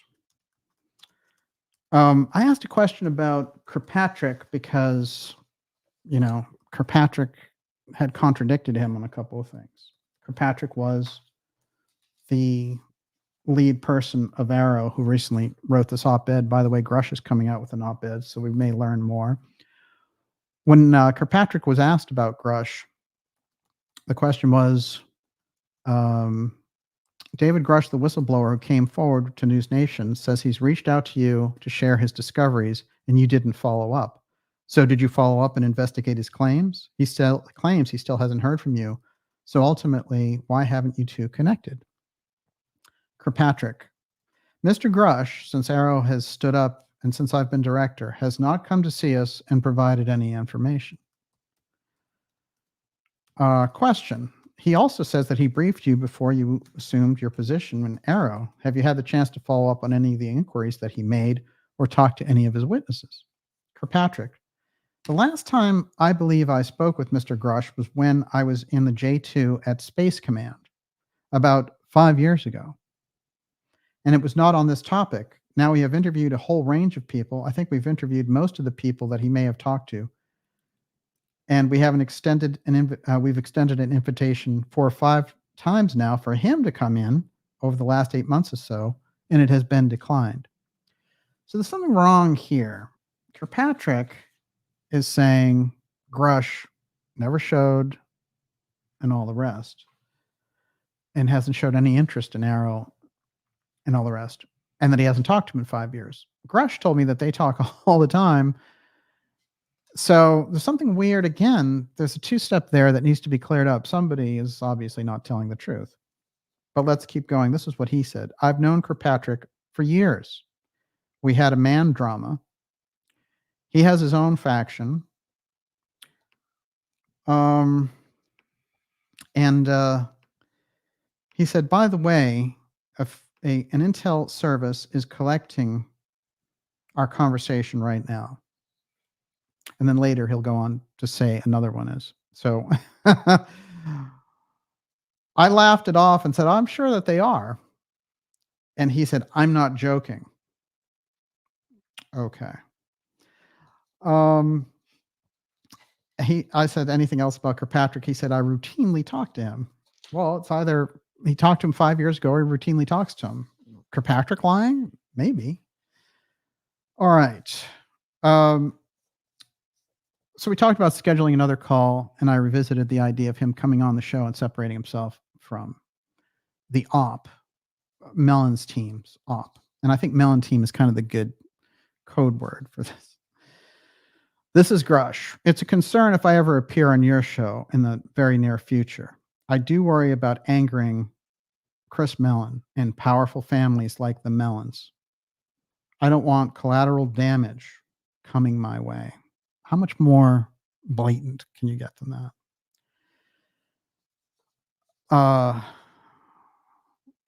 The Mellon family, I don't want to get nasty signals from the Mellon family saying they didn't appreciate that. I don't want to shake that bee's nest. So this guy wants UFO disclosure, but he's afraid of Chris Mellon and the Mellon banking family appearing on the Dark Journalist show to answer tough questions for a change. So Grusch is telling us that Chris Mellon is running his show. So this guy who's taken on the world wants to go through, honor the Constitution. Chris Mellon tells him what to do. And the Mellon banking family might blow back at him. What's that all about? What do they have to do with anything about UFO disclosure? Well, it's interesting, and they're not the only one, of course, the Rockefellers and others, but John Warner has put on the record here, his grandfather's relationship to it. He's been honest and come forward on this. And here we have Grusch, and the thing that was holding him up and all of these things was related directly to the Mellon family. Okay. I don't want to shake the bee's nest. Then I said, well, in relation to the op, and he said, well, the last thing I want is opposition from Chris and Lou. I'm not trying to conceal anything, but I'm concerned about them. So Chris and Lou are playing block on this guy who claims he's a UFO whistleblower. Grusch is sitting there for hours telling me, he can tell me all this stuff. there's all these exciting things. He's made all these breakthroughs. He learned a lot from being on the show, but he can't come on the show because of Chris Mellon, the Mellon banking family, and Lou Elizondo. And he said, I mentioned something about Chris and Lou, and he said, I share your sentiments about them. So what he's telling me is that he understands who they are and the nature of the Mellon team up, but that he can't, as a matter of his own peace, go up against them because they'll basically blow back with nasty signals and a bee's nest and all the rest. What does that tell you about the state of UFO disclosure? And this guy going before Congress as the UFO whistleblower, scared to death of the Mellon banking family, to come on this show. I mean, it's the irony is unbelievable, in my opinion. And if this is someone who's trying to get a genuine story out, then it's even worse, because we're really looking at Mellon saying, oh, I can't let this guy, really get in a corner and answer some tough questions about what he was doing, uncovering the UFO file or his relationship to me or whatever it happens to be. So Mellon has to answer for this. There's no way around it. I've put it on the record. He said, he was afraid to do this, couldn't come on the show. I've come back and say, well, I'm putting it on the record that he is afraid of Mellon and that Mellon's controlling UFO disclosure. This is not going to go away. There's no way to get around this. The UFO field, there can't be congressional hearings and all this other junk. This guy is controlling the whistleblower. This guy is from the DOD. This guy is inside, and he obviously has some kind of connection to X-Protect in there, deep, deep in the program. And he's into obfuscation, and he's into control, and he comes from the Mellon banking family. So, we have other people connected to the Mellon banking family coming from a totally different place. Like Warner, who's put this stuff on the record, is looking for the real disclosure. So it's not to say everyone in those families is like that, but Mellon has the power and ability to make this whistleblower into a puppet. I'm not okay with that. And I don't think anyone who's trying to uphold the Constitution in his constitutional congressional testimony should be okay with it either. You're a free person. So, I've already hit your bee's nest. What are you going to do? I mean, all I'm trying to do is get an open, honest conversation about these things. Why should Chris Mellon be in the middle of this conversation? Why is he the manager of disclosure? These are the questions. They can't be avoided. There's no way this whole field can go anywhere with this one guy who's a billionaire, using the puppet strings in the background and his DOD connections that go all the way back to William Cohen and Rockefeller. It doesn't wash. It does not wash as any kind of real UFO whistleblower situation. Let's get real. Final thoughts on this.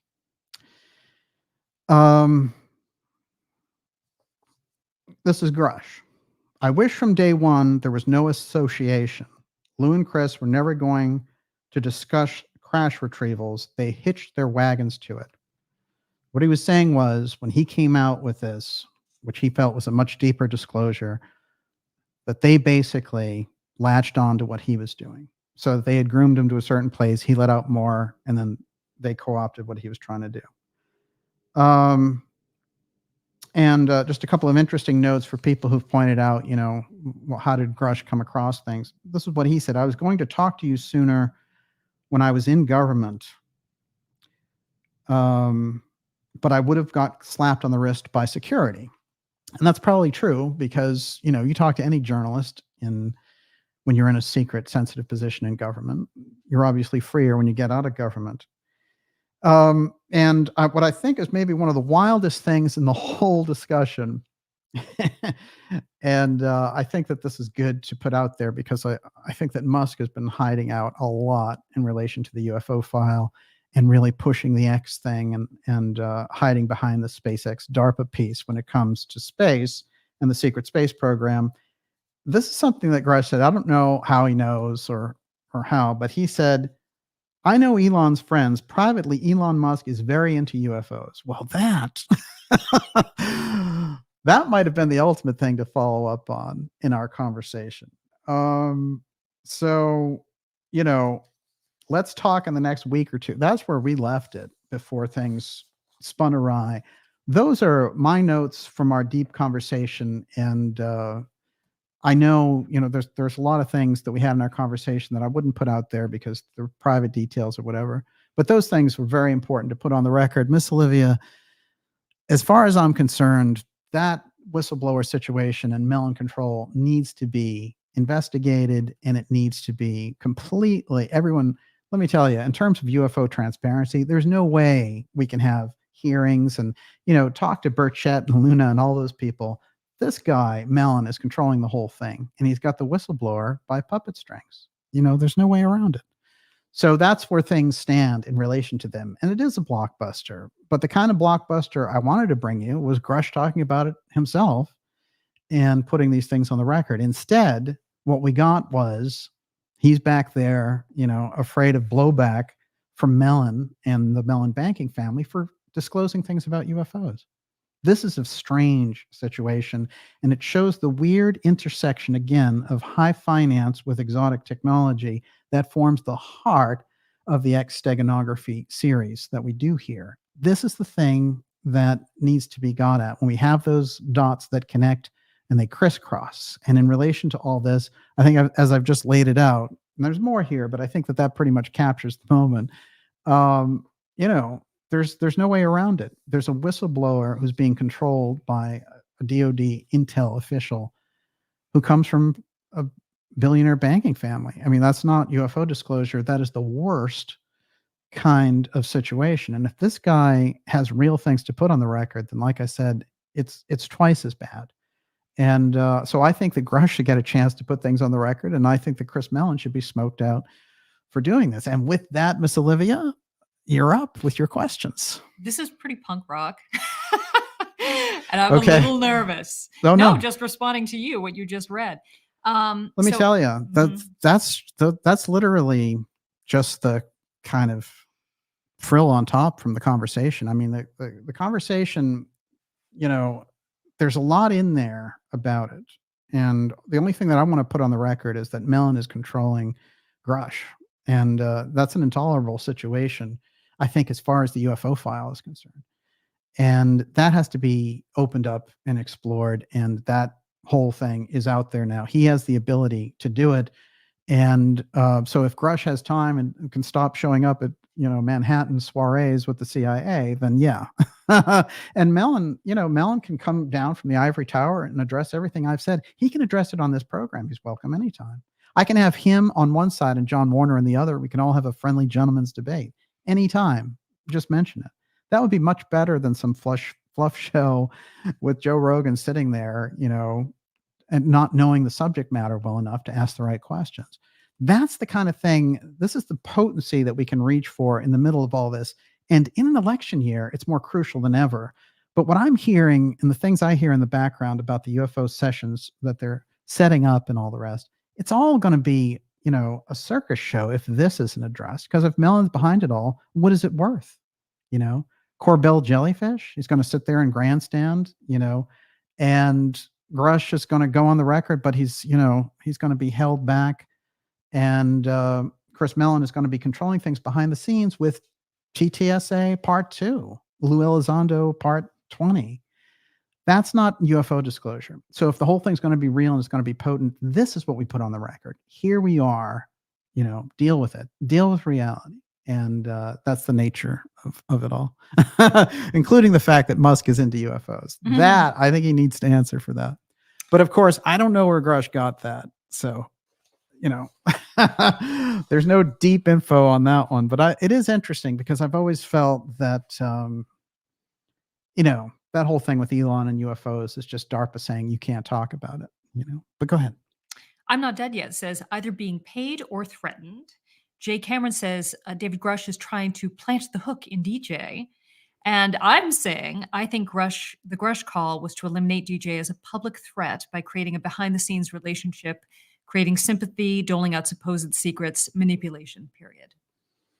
Yeah, well, you never know. What I do with people when they try to come to me with information is take them seriously.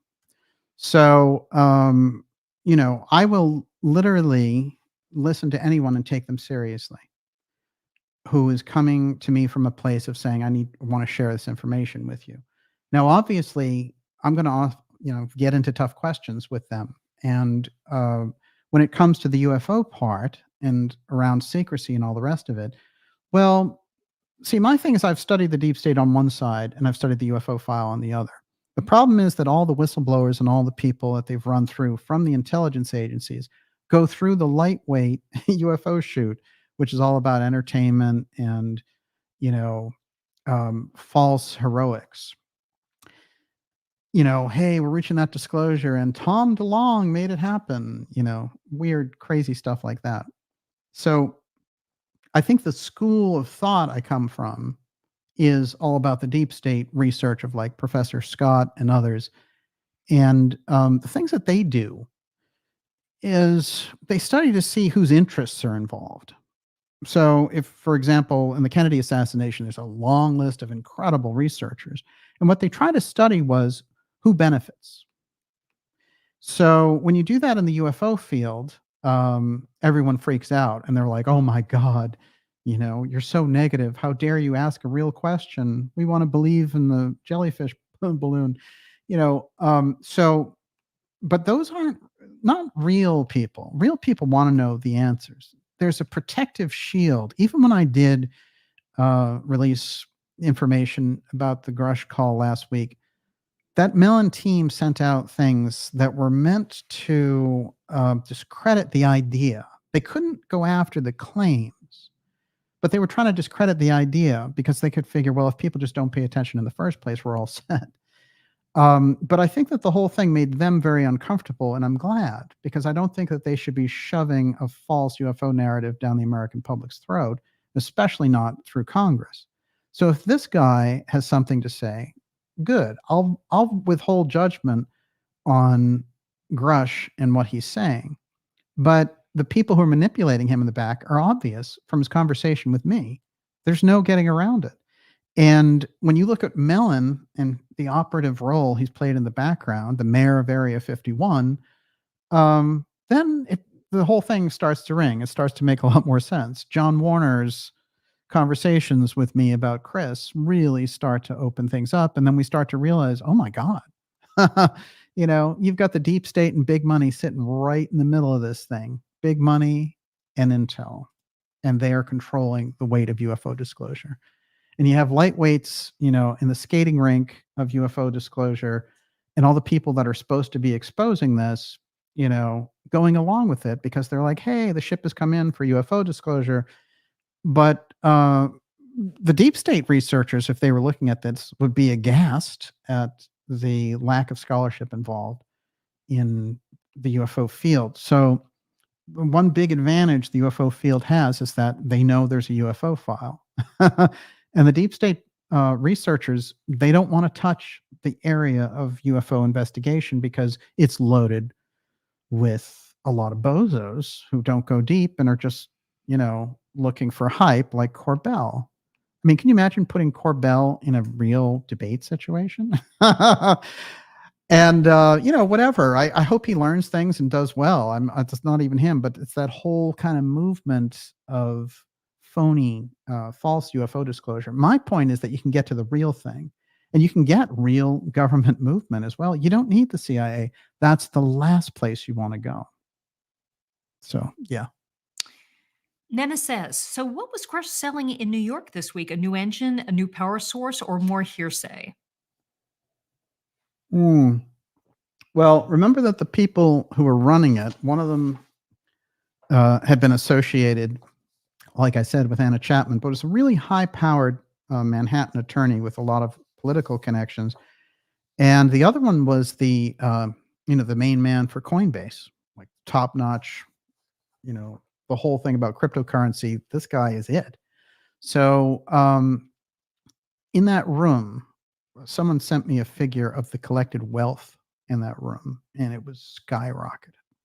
There was something like $500 billion in that room. So you have the richest people on Earth. You have the intelligence agencies, Homeland Security, which in my opinion, there are aspects of Homeland Security which just to exist as an agency is illegal. The Central Intelligence Agency is completely extra-constitutional, not envisioned anywhere in the Constitution, created out of thin air, as it were. But Homeland Security, really, just this thing in Northcom, completely unconstitutional. Northcom didn't exist. So the whole COG apparatus was put into place after 9/11. Those were the people running the soiree. And that's where Grusch, was coming out and doing his thing. After talking to me and making signals like, "Oh, I'm going to get away from the op," he, doubles down and goes into that. So I'm not participating with him in that. If that's the direction that he goes in, I don't never want another discussion with him. If he's on a different track and if he wants to throw out the whole Mellon op, and if he's the person who said, "Oh, I've been in the ideas room watching your show," and all that stuff, that guy would never participate in that stuff. So again, with Grusch, it's a weird thing, and you can never tell what's going on in a person's head. That's up to them, and it's between them and God. But I'll tell you, it does not add up. And for me, if I had sensitive information about the UFO file, I understand there's a lot of considerations, etc. But I wouldn't be anywhere near the Mellons and the Liz of the world, regardless of how much money was involved, because of the baggage of their lying in public. Very simple. They're not credible sources. And, when I came out and did that, it was almost like a lone voice. Then the drumbeat started, Greenwald started to realize, oh, these guys are full of it. The New York Post and Green Street, he did a lot of things. And all the UFO researchers at that point had a chance to be like, yeah, TTSA was a fraud. Mellon came in here with a bunch of CIA people. It was a fake. Instead, Nick Pope, Dolan, Knapp all lapped it up and loved it up. And that's to their discredit because they could have been, upstanding people about it. And I've gone off enough about them. I'm actually not even interested in other researchers and how they've responded to this. It's up to them at the end of the day. But what I will say is that there was nothing in that UFO field that was substantive against that. So this is the nature of that. You have a chance to move it in a totally different direction. And I think the UFO file research is it. That gets you away from the circus. The first rule in UFO file research is no CIA. That's rule number one. You start there. Everyone, you're watching the Dark Journalist Show. This is UFO File Puppet Show, X-Protect Games. Deep tonight with UFO whistleblower David Grusch, who, put some things on the record there with Congress and did some reaching out. So I went into the background of that tonight. We're taking your questions, and we'll take a few more questions tonight and call it a night on our special report. There was one other thing I wanted to mention. When I mentioned that William Cohen, the former defense secretary who was the mentor for Christopher Mellon, and this is interesting. He's on the record talking. He's one of the only public officials who's on the record talking about weather warfare. I have the quote from his congressional testimony that I wanted to read so that we understand the impact of this guy. On April 28th, 1997, U.S. Defense Secretary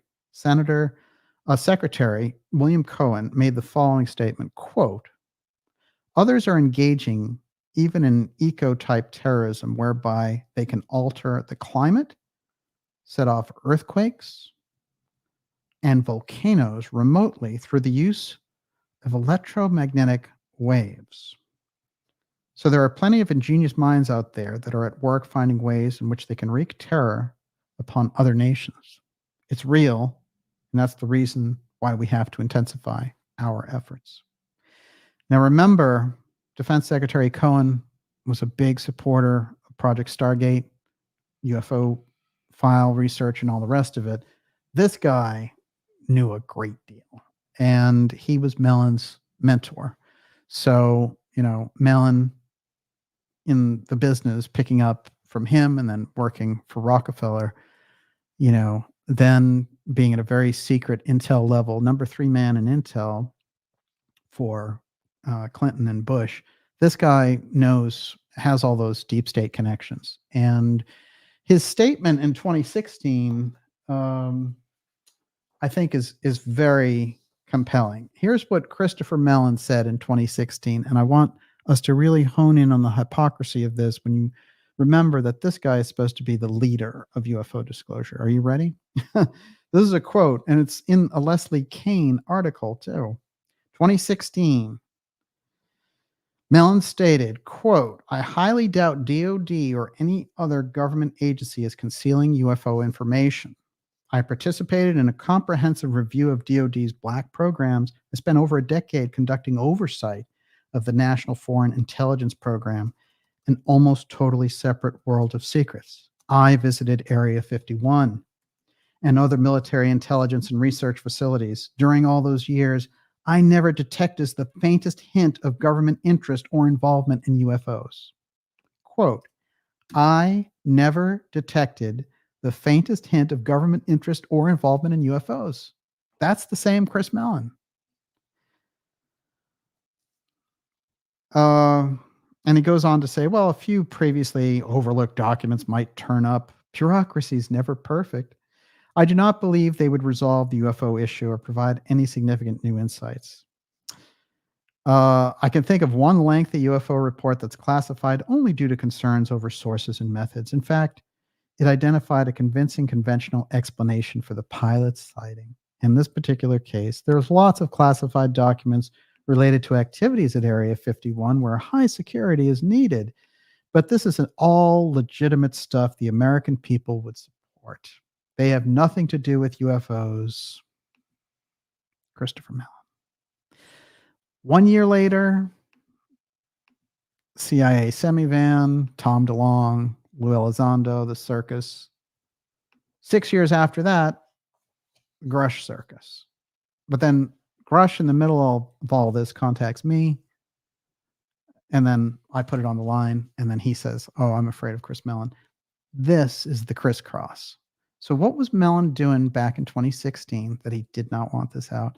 That's going to be a very important point for us to follow up on. And, I've made it clear, too, that the CIA themselves went on the record and said, oh, all those CIA, like all that UFO activity from the 50s and 60s, that was us, So they did a whole 1997 interview with the New York Times and said, UFO file is nothing. We created it, Now they want it for something else. Starting in 2017, they wanted it for something else. That's a pretty huge sea change. It is turning around a gigantic aircraft carrier.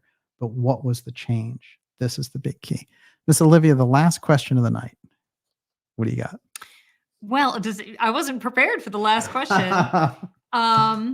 I did want to say this. So Kate says Gary Nolan was bragging about, quote, big money a few months ago for the UFO, quote, charity. Oh, that's true. And Lightseeker says, what do you think the deal is behind the Soul Foundation? Well, I'm not familiar enough with it. All I can tell you is it seems like a front group for collecting money under this umbrella of UAP technology. One of the things that I will say about Gary Nolan has interesting things, lots and lots of interesting things. One is, he's a Stanford professor and he claims to be a contactee from when he was a kid. But he's worked extensively for the last decade with the CIA, and he's friends with Anthony Fauci. And I pointed that out in the last program. I've pointed this out before, and people have had a hard time believing it because there's a cognitive dissonance thing going on where they want to support UFO disclosure, but they don't support, a Dr. Death. So it was a weird thing for people to get through. Now, one of the things that's interesting about Nolan is he put together this foundation and he said, I'm not just talking about taking small donations like 50 grand. I'm talking about big money. And when you start thinking like that and you're on like a science investigation of UFOs, it's probably a bad thing. And he was at the SALT thing, which is all about investment capital. So he was on an investment stage talking about getting big money. I'm not against people getting big money for doing good work, but you have to be careful about that influence and what it would be used for. It's like any situation. The UFO thing is no different. I had a quote here about intelligence people that I think applies to the situation that we're in. And let's remember, of course, Mellon was deep, deep in the first round of this banana nonsense. And of course, this was Grusch at the CIA billionaire soiree. This is interesting. David Talbot wrote a couple of wonderful books. One of them was The Devil's Chessboard, which was all about Allen Dulles. And he studied all the quotes of these different intel people. So he gets to an Angleton quote. And remember, Angleton and Dulles were very involved in the Kennedy assassination. So here's a quote from Angleton about basically why they got, such a blast of power out of being intelligence people. And he said, fundamentally, the founding fathers of U.S. intelligence were liars. The better you lied and the more you betrayed, the more likely you were to be promoted. Outside of their duplicity, the only thing they had in common was absolute powers. I did things that, in looking back on my life, I regret, but I was part of it and I loved being in it. This is how they think. This is how the X-Protect group thinks. So they're kind of an absolute authority, Another thing I think was important was some people worked deep in the CIA, said that there's an understanding in there that there is no truth. They basically invent truth. So there's no fundamental objective truth for them. But I think this quote by Angleton really gives us the nature of the problem, which is the better you lied, the more you betrayed, the more likely you were to be promoted. This is the nature of the thing. The bigger the lie, the bigger, of a hotshot you become in those circles. That's the nature of the problem. Everyone, you're watching the Dark Journalist Show. Woo, UFO file puppet show. X-Protect Games went deep, deep tonight into DoD official Mellon banking, family banking there, Christopher Mellon, and he's welcome to come on this show and explain any of the stuff I brought up tonight. Tom DeLong says, Chris Mellon hails his name from the legendary American industrialist family who owned Gulf Oil, Mellon Bank, Carnegie Mellon University, and many other famous institutions. He's a long-time career working on national security matters for the U.S. government. His work continues to this day for the intelligence community.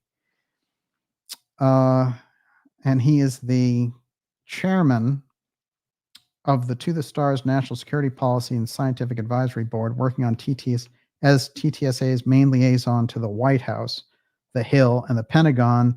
He's been so successful on TTSA background operations in the last few weeks, we will all witness his work echo for years to come. That's from 2018. So that's where they were going with our friend Mellon. And now there's a lot of questions and a lot of explaining to do.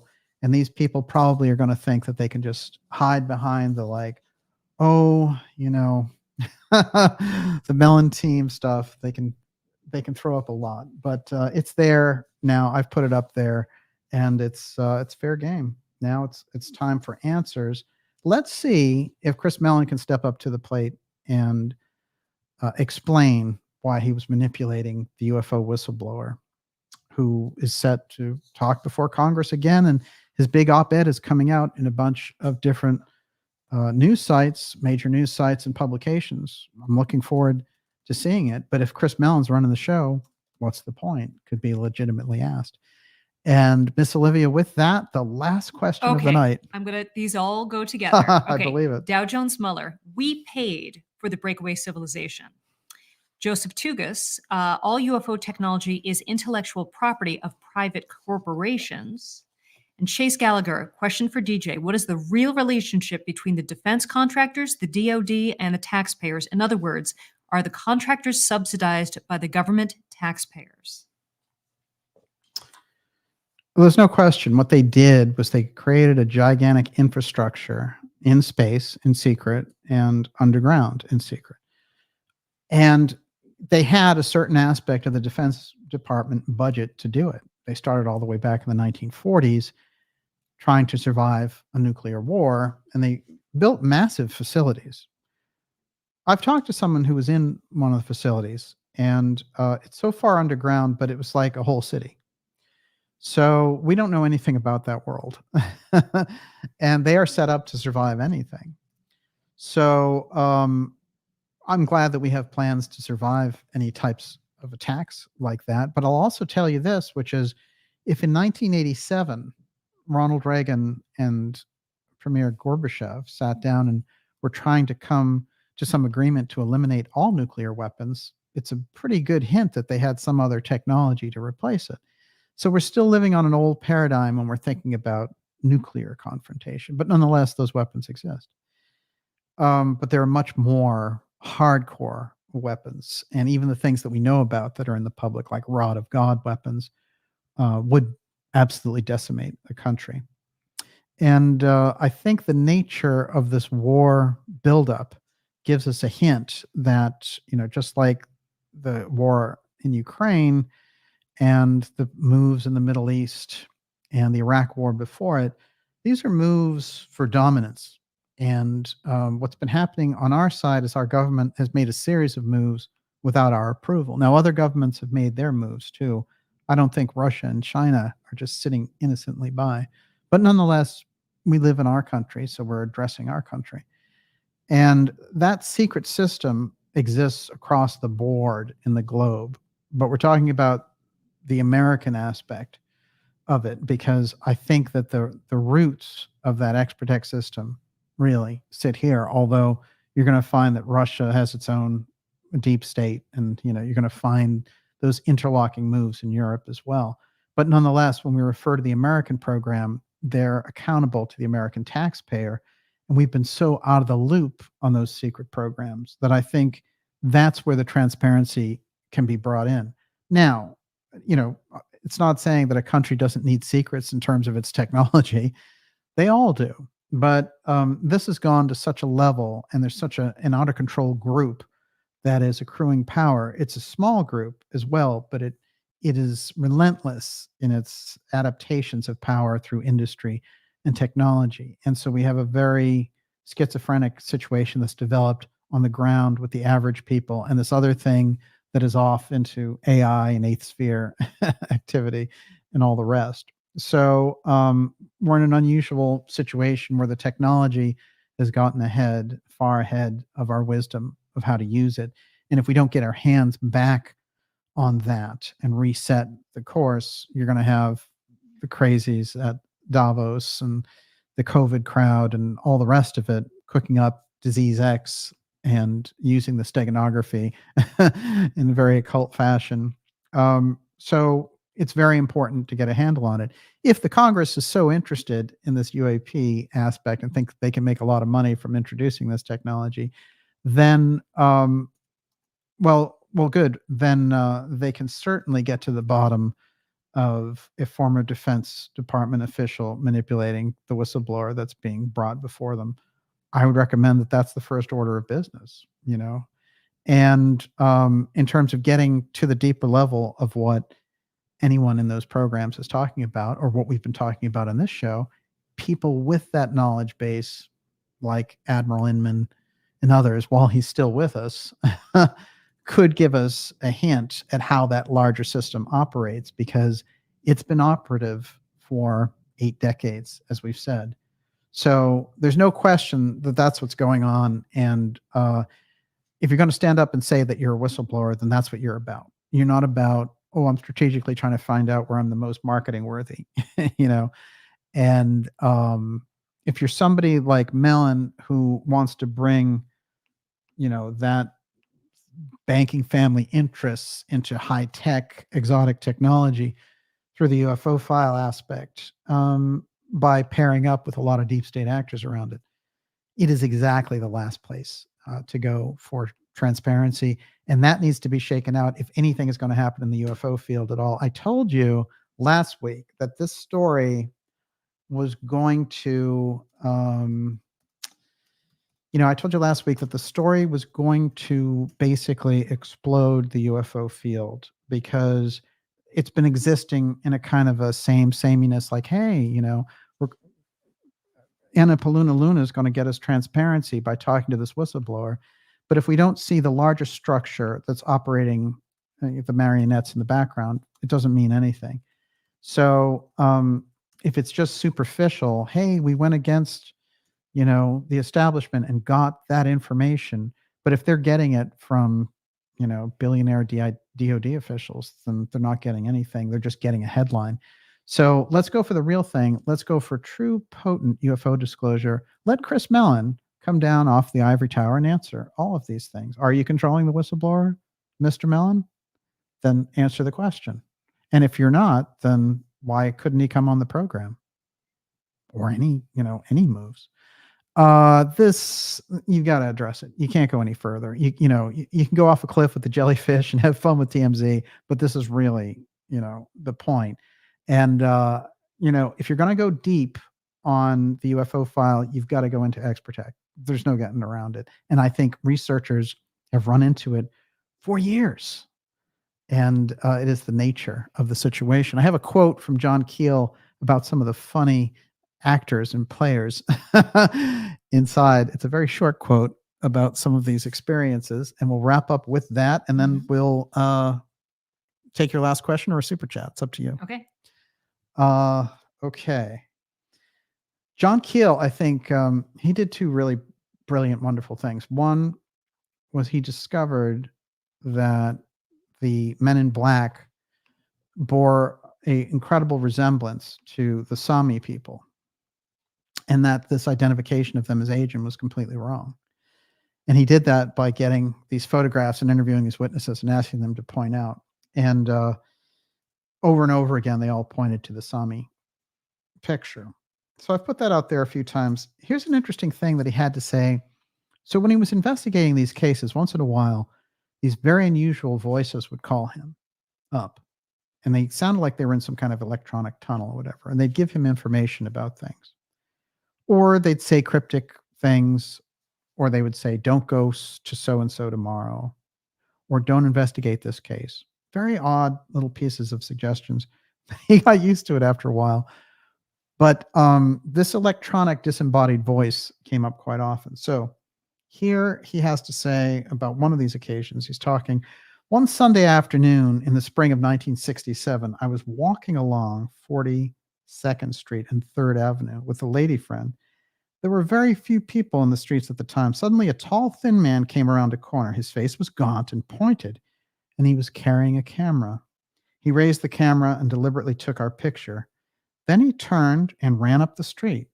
My friend knew nothing about men in black, and it is not unusual to see tourists snapping pictures in New York City. I deliberately refrained from making any comments.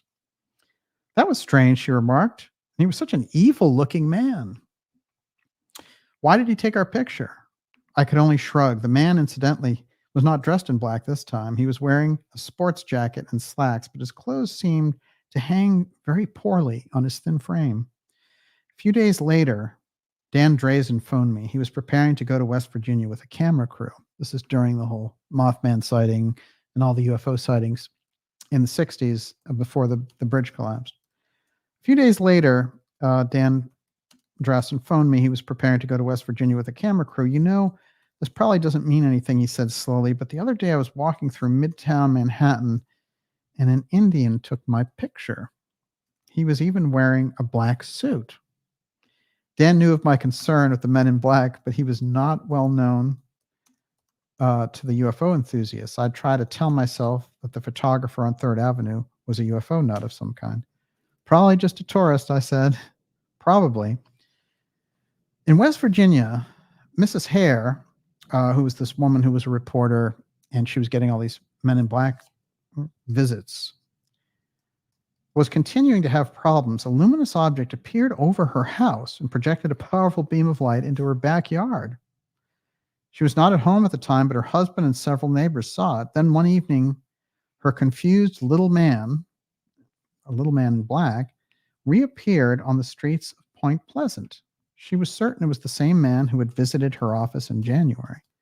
This time he was wearing a khaki-colored uniform, but had on the same thick-soled black shoes. When he saw Mary approaching him, he looked alarmed. He took off on a dead run and leaped into a black car driven by a very large man. By the time I got into the line of traffic, Mary said, he was gone across the bridge into Ohio. I didn't get the license number, but the color looked orange.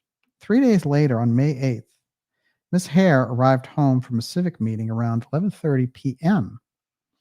Just as she was opening her front door, a large black car squealed to a stop directly outside her house. She stood on her porch and watched as a man got out of the vehicle, raised a camera to his face, and snapped her picture. His flash gun was very bright, she reported. It blinded me momentarily while I was standing there, rubbing my eyes. He got back into his car and drove off. I couldn't see if there was anyone else in the car. She paused. Now, why do you suppose anyone would want to take my picture like that? Why indeed? Our men in black were now engaged in a new game, or perhaps it was the game that had been going on for years, but no one had noticed. And if I didn't have enough trouble already, I knew I was chasing phantom photographers all over the landscape. And he goes on, and there are many more stories that kick in like that. But the strange kind of astral agency side that's employed when you get around the men in black stuff, when you get around X Protect, it lends itself directly to what they're calling interdimensional around this UFO aspect. But in fact, the astral agency piece is something that's not understood at all in the field. So all of the kind of more bizarre edge of the UFO stories come out of this fact that inside the intelligence agencies, they develop these techniques incredibly well. And if anything, I guess the version of UFO disclosure that I'm engaged in has a lot more to do with that than trying to track, the physical speed at which an object took off and things of that nature, which I think has been beaten into the ground rather heavily. So there's a supernatural aspect involved in this. There's no question. And I think that is where a number of these answers are going to come from. That's why you have extegnography all over it, by the way. And with that, Miss Olivia, Okay. you're up. Final question. Okay. David Termina. The biggest contribution Grusch can make is to reveal the apparatus that is controlling him, since by his own admission, he has zero firsthand knowledge. And Al Qaeda says, "Come clean, you dirty, rotten puppets." Yeah. Well, look, I can't get into another person's head. What I will say is, if the holdup was this Chris Mellon control, that's gone because, if you didn't want blowback from the Mellon family, there's no way that you can take on UFO disclosure and not get blowback. It's a ridiculous thought. And if you, Mr. Grusch, want genuine UFO transparency, you're going to have to stand up to all those people. That's just the nature of the thing. And you do it, as you can see in the like-minded crew of the Ideas Room. You're not any better or any worse than any of us here. We're here to talk about these things. And you've had exposure to some things, and these people can be aware of it. The idea that you need some kind of media apparatus and an agent, and Chris Mellon pulling the strings in the background in the first place, that's the kind of thing I tried to get across to Grusch in the conversation. But to me, part of the problem with the Grusch operation is that he's trying to play too many sides of the fence. And he actually is involved in the Mellon op is a false CIA UFO disclosure op meant to bring in emergency powers, large deal finance for a UFO defense office, things of that nature. That's the fiddle who he's playing. That's the crowd he's playing his fiddle for. So if you don't get away from that, then you just become part of it. It's inevitable. And so those were the things that I brought forward. And I thought of it as helpful advice, not as a judgmental thing or a gotcha or anything like that. Actually, what surprised me the most was that after really, exchanging that information, that Grusch was somebody who wanted to go and, into this billionaire CIA thing. It said to me that some of the things that he was saying didn't add up. But I'm all open to discuss it in a gentleman's debate. I think it should be in public. Enough with the behind the scenes stuff. Let's talk about it publicly. If you want it to go before Congress, work it out now. If Mellon is yanking your chain in the background, we already know about it. So let's get on with it. But I'll tell you one thing, the field, as far as moving forward and doing these things, this is a real speed bump. And you're not going to be able to go any further unless you address the Chris Mellon puppeteering. I mean, it's obvious. I've just put it on the record. There it is. So, and let's see where things fall. Things can go to a much better place because of that. And he can go retire with his billions into, UFO bunker. Right? It's not a bad place to go. Everyone, you're watching the Dark Journalist Show, and it's great to put this report with you on record tonight. The UFO File Puppet Show, X-Protect Games, David Grusch, and DOD official, former DOD Intel official, I always say former, Christopher Mellon, who, is a heavy equity investor, private equity. That UFO File is looking good right about now. We took some great questions tonight. Thank you, ideas from. We will see you all next week. And again, we have a fantastic interview coming up for you next week. And the following Friday, what's the date on that, Miss Olivia? I don't know. Well, figure it out. It's the 26th is next Friday. Okay. So I think it's February 2nd, the X series comes back. And Groundhog Day. well, that really makes sense. Couple of last minute things for you. Apotheum, the special, February 25th, 2024. Don't miss it. This is a keeper. We want to say hello to our friends, the Tall Whites, hanging out there. We know they're in the ideas room somewhere. And also, I thought this was a great story. When I was running across so many things, this was jets keep 24-hour alert for saucers. July 28th, 1950. Pilots ordered to down objects if they don't land. The Air Force revealed today that jet pilots have been placed on a 24-hour nationwide alert against flying saucers with orders to shoot them down if they refuse to land. That's a real newspaper story. My final great tidbit of the evening is a request by RAND Corporation from 1947 for a world-circling spaceship. Hello, satellite technology, International Geophysical Year. This document is very interesting, and I'll get more into it as time goes, but I wanted to get you guys going. And then it's kind of a teaser for a show that I have coming up. Statement by early Mormon church leaders. This is about Mormons, and Mormons in the Moon is the name of the episode. There, I've put it out there. Some individual Latter-day Saints have espoused opinions that demonstrate their personal beliefs on the subject of other life in the universe. According to Latter-day Saint Oliver B. Huntington, Joseph Smith said there was life on the moon. Huntington also reported that he was promised in a patriarchal blessing given to him by Joseph Smith Sr. that he would preach the gospel to the inhabitants of the moon. LDS researchers John Vetness and Van Heel, they go into this further. And there's an actual extract from the blessing from those who will be on the moon for this guy to give. So Mormons on the Moon, you heard it here first, February 2nd, the return of the X series, Mormons on the Moon. Okay. There you go. And your super chats, drum roll, please.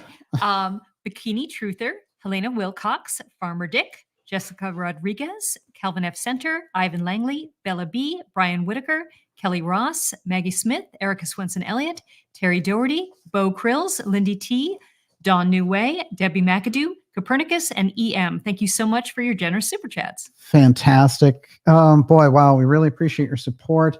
And to all our subscribers, it makes all the difference, of course. And thank you for keeping us in your thoughts as we bring you these reports. We'll be back with you next week. If any, explosive things happen between now and then, we'll have a special report for you. We're keeping a close eye on the New Hampshire primary, of course, which is next Tuesday.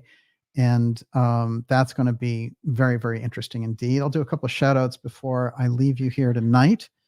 And I know Gigi was out there. You've got to check out Gigi Young. Just incredible work that she's doing. And of course, we're going to have her back on the show shortly. Bella B says, awesome sauce. Great show. Thank you very much. Bo Krills, where the hell did you get that, DJ? It depends on what you're talking about. But if it's the RAND thing, watch out. That thing is, you're going to get a lot more answers about it. Probably more than you want. Olivia Winks Girl, it's so interesting why many financial people are involved in the disclosure game, which makes me think there must be some kind of financial game going on in space. Absolutely. No question about it. JP Morgan's up there, baby. Gypsy Moon says, hi to Giza. Is Giza Death Star out there? Joseph, are you there? Fantastic. Hi, yikes, hi and goodbye. Well, I'm talking to you next week, sir, as you know. So I hope things are going well down there. David Tormina, Grusch. Mind control Patsy, feeling it. Well, David gets those deep intuitions. Sorry about your pipes, Dr. Farrell. Is that the organ? We'll find out about that.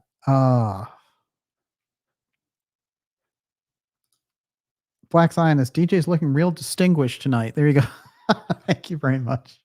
You had one person criticizing the tie, and everyone leapt to its defense. Let me tell you, this tie is it. I'm so sold on this tie. It's unbelievable. Rudolph, the tall white alien. You're going to have to email me about that story. admin@darkjournalist.com. I want to hear about it. Let's see. I know Kate's out there. It's fantastic to see you. And thanks, GG Rick, Finding X. There's GG. Great to see you. And Bo Krills, double trouble tonight. Mr. Wolf, always great to tune in. What a great crew. And yeah, fantastic questions. And Miss Olivia, bravo. Really nicely done. And let's see, Hot Poser. What else have we got? I love that Dr. Farrell is on. Absolutely. Well, Farrell just did a news and reviews piece that was really wild. Let's see how else we've got. Chrissy Wood. Thank you for being a lighthouse in a sea of misinformation. Well, I appreciate that. We are in a sea of misinformation. It doesn't need to be like that. And I'm optimistic that things can change around. Part of it is coming clean in the first place. And Jen Passivan, I hope Grusch grows of a JJ and spills his guts on your show. Wow, is that really true? He's welcome here anytime, and he knows it. But we don't quite have the Manhattan soiree digs. But hey, you can get some good discussion, and that's all we're really looking for. Brad Briggs, bravo, Global Atlantis. Great show tonight. Thanks. It's good to see you out there, sir. We will see you all next week. Don Neway. Yes, sir. Great watching. Great wrenching. There we go. That's the way to put it. Happy Friday night, everyone. We will see you all next week. And remember, never let it be forgot that once there was a Camelot, and there can be again if we all put things right in the center of our thoughts and envision that coming true. We'll get it. And it says end broadcast, but after all, never really ends. It never really ends, says Miss Olivia. We'll see you all next week. And I hope all this gets resolved in a positive fashion. I hope people like Mellon come out of the blue and, surprise us. Make some comments. Come on this show. You're welcome for Gentleman's Debate. I'll have John Warner come up. We can all talk. David Grusch, anytime, you might as well come on this show and face tough questions before you go before Congress again. Think about it that way. And I know that, you probably want to as well. So let's just get on with it. And thank you so much, everyone. We'll see you all. And it says end broadcast, but it never really ends. See you soon. God bless.